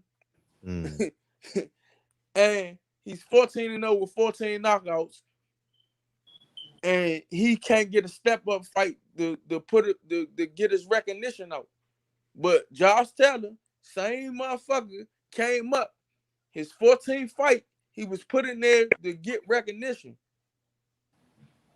He got his recognition fight against what's his name, the tall fighter, Bud beat. Who Bud beat? What's his name? He beat Lucas Matisse. Oh, Matisse. Nah, he beat Lucas Matisse. He was the second fighter to beat third fighter to beat Lucas Matisse. The big rangy dude from over in Europe that he was supposed to be this. Oh yeah, Post-style. He got in his 14th fight. He got a fight with Post-style. Then he got put in the tournament to fight for the belts. Come on, man. No, make it make sense, man. They hype who they want to hype, man. Yeah, I agree. And the fans got to stop buying. We getting the hell out of here. Any last words, Batman? Yeah, man, that was my last words, man. I just hope, man. Yeah, appreciate everybody see what's going on. No, we see it. We said we got dumb fans, dog. We got dumb fans. Man, Floyd told you he robbing y'all. We not going on the other side of the street, and we gonna rob y'all. You know what the fans say? Floyd, how much for? Can you put it in my hand? How much if you put it in my hand? Can I have some? Just dumb. They just dumb. Fans are just stupid, man. They accept anything. Say he robbed you. If a nigga said he robbed me, you think I'm gonna still do business with him? Nigga told you to your face. I just took your $80, you stupid motherfucker. Yeah, but and listen to this though, Fred. They be saying Antoine need to stay active. It's not his fault. Al Heyman need to do his job. Now listen, he's in the same. Listen, at the end of the day, we got to cut this show off. But I'll say this: he's in the same budget as a Tower and Inferno. They're in the same budget. They're in the same pay range. That motherfucker getting 5 fights a year. He ain't shit. And he has this. I mean, whether he's ain't shit or ain't shit, is shit or ain't shit, he's getting the opportunity to be ain't shit. You understand? Antoine ain't getting the opportunity to be ain't shit. You know, look at Joey Spencer.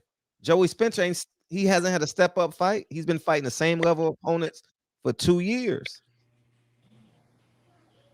So I mean, but Jerry Spencer always in the fight.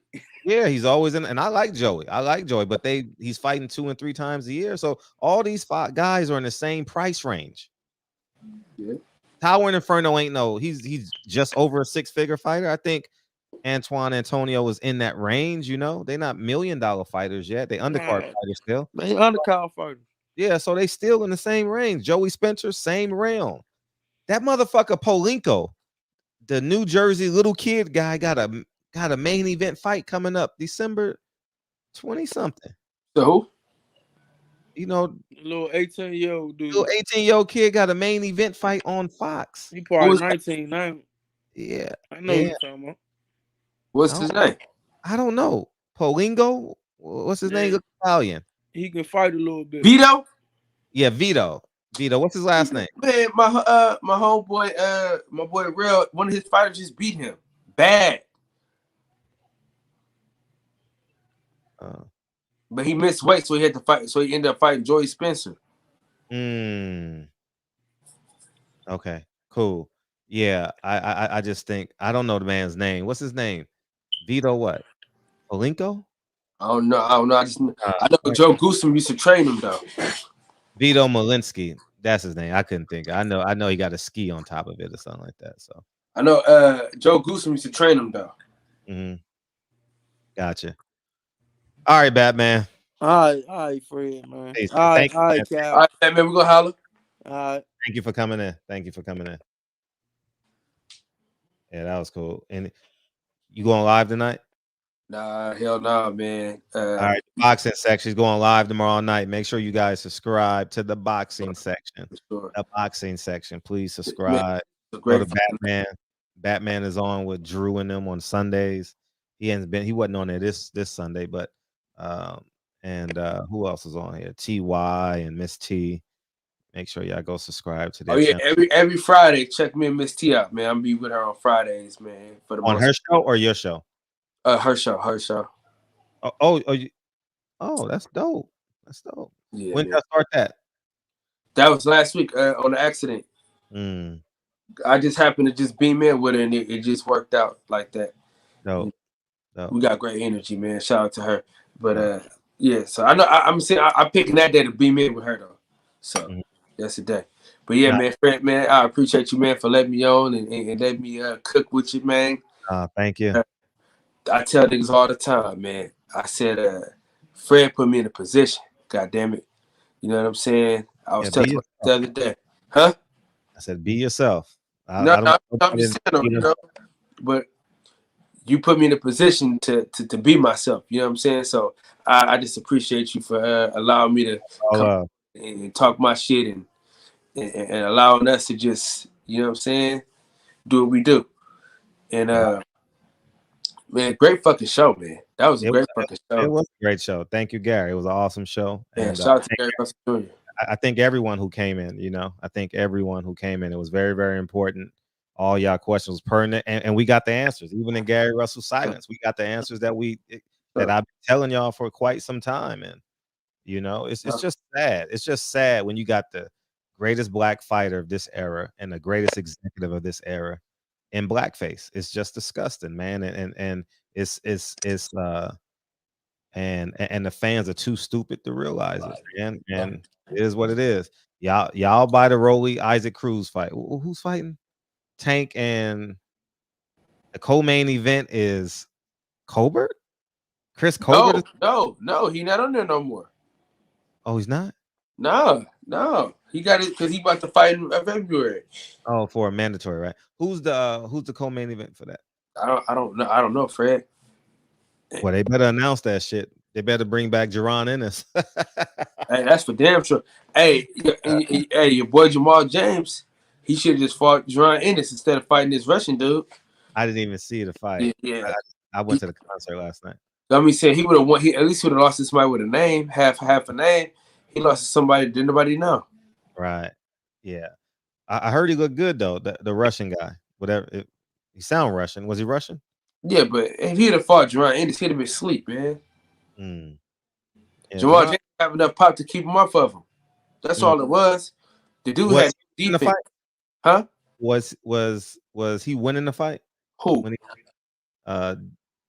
Jamal James. To the no. Hell to the no. Oh, he wasn't? Did he win any rounds? He was winning the first half of the fight, and then the dude was just hitting him in that body, man. And then he was hitting him low too, but the referee didn't say shit. Jamal James didn't do nothing back, so shit. I guess it wasn't low. Yeah, it is what it is, man. This was a great show, man.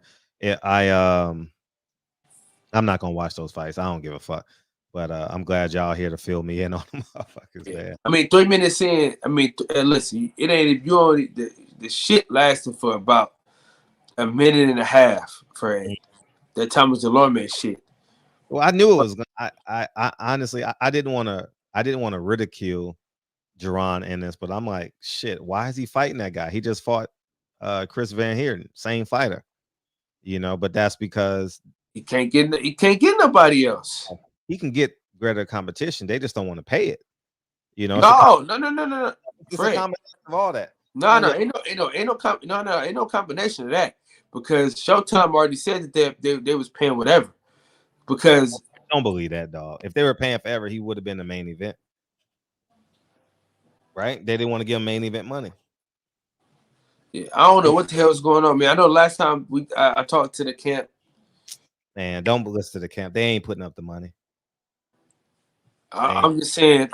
They said they offering cats these fights. Jamal James was offered. They ain't offering shit. Man, they offered Jamal James that fight, bro. I said they not offering it. They not offering. Why would Jamal James take that fight when he can get the main event? Yeah, but he could have been a main event with Jerron Ennis instead of the Russian dude. Kyle, listen to what I'm saying. Why would Jamal James take that fight when he's the main event? Who's making the fights? Al Heyman and who? Showtime. So that gives you the answer. It's intention. They could tell Boots Ennis anything he want. But if you see Jamal James fighting in the main event against this guy, it's predetermined. Of course they're going to say, oh, yeah, we offered him a fight. He wouldn't take it. No, they wanted Jamal James to fight this Russian guy. And I don't know who they wanted to win. I don't care. And that's the reality of it. Because wherever the money goes, that tells you the truth. Like you're complaining, like we are. I am complaining. Not complaining, but being loud about the WBA.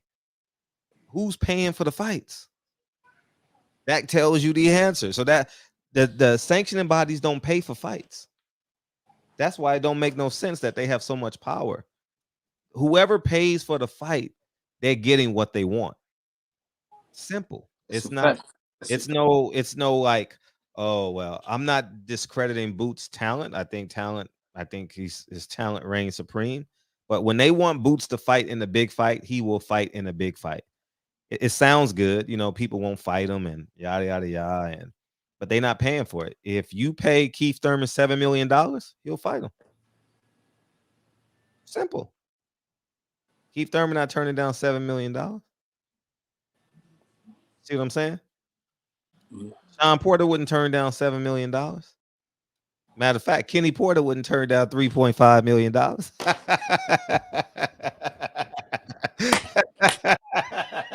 Hey, you get what I'm saying? So that's the reality of when they can put the money up. I mean, they got him in a good budget range. You know what I mean? They probably pay Boots $300,000. They pay his opponent $75,000. So it costs him $400,000 to put on a Boots in this fight, and you get to build them, and you still got the subscriber base. What are subscribers paying? $9.99 a month? I don't know, man. I got Xfinity. So we're paying for it. No, they paying for it. The subscribers are paying for it. As long as you keep your subscriber base, all they want is the fights. We're the only ones complaining, but people, you got older gentlemen, they just want entertainment, and they like the production of Showtime, and and they just support it, and as long as it don't dip, they good. For sure. But thanks, Kyle, man. I told you, I'm going out with you. I'm sorry. I got in the habit of. But yeah, man, great show. Thank you to DC standing up, man. Thank everyone who came in tonight, all the comments. I truly appreciate y'all. Thanks for staying up. Oh, shit. What? I forgot to tell you something, Fred. Go ahead. Play that song, Fred!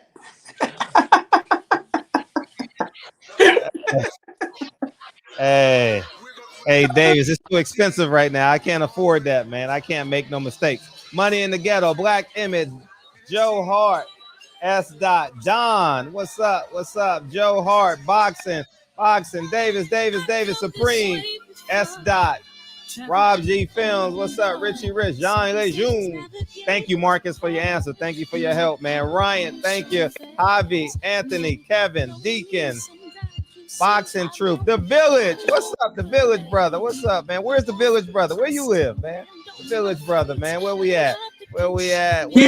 Hernandez. Hernandez, come in the building, man. D Will. Richie Rich, man, Mr. Cruz. And yeah, man, I appreciate y'all coming here. Queen 71, we appreciate you being active in the chat. People Hernandez has stayed up with us tonight. Thank you, Eric. Thank you. Hey, man, sock it to your pocket. Don't rehearse the facts. Yeah, bro. Jordan in the building. And you heard me, Fred? And what's up? I said Jordan in the building. Who? Jordan. Oh, what's up, Jordan? What's up, Jordan? Hey, he was living life in Dubai, man. Oh yeah, they're having a great time. I love it, man. I like seeing them travel. I like seeing all y'all travel, man. I like seeing y'all live y'all best life, man. That's beautiful. Shit, man. Live, y'all, live, man. I ain't never been to Dubai. Don't want to go, but if you want to go, you should go. I don't want to get on no plane no more. I don't want to do shit no more. Go to these concerts, man. Spend time with my kids, you know. I live in LA, so there's always beautiful women around. I ain't got to worry about that shit, but that's not important right now. It's my personal statement. Run the game like I'm Issac. This was a fun-ass show. This is great. It's always good when we have great guests on. Yeah, when you have great guests. Dennis Douglan is coming on Tuesday. And, yeah. I'll make a lot of phone calls today. Tell the young pup, don't bark up the wrong tree just yet.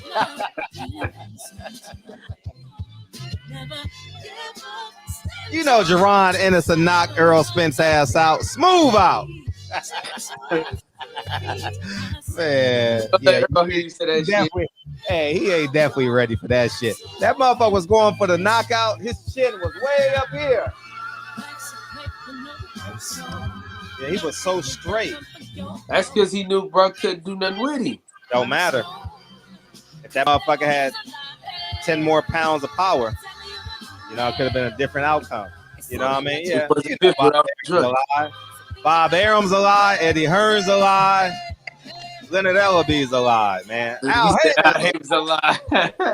Hey, I love y'all, man. Thanks for the show, man. Oh, man. Yeah, man. I thank you guys for coming in, man. Great show, man. We did it again. Man, ain't nothing like having thousands of boxing fans up 3 o'clock in the morning in New York, man. You know what I mean? Love y'all, man. Hey, shout out to StreamYard, bro, for allowing this type of shit to go down. Yeah. Thanks, StreamYard. Thanks, Kyle. Let's get the hell out of here, Kyle. Yeah, hey, listen, I got a whole plate full of food because I've been snacking on. Wifey made some shrimp with the broccoli and the rice. And I'm gonna tear this up before I go to sleep. That's what's up, man. Love y'all. Thank you, Kyle. Appreciate you, man. For sure.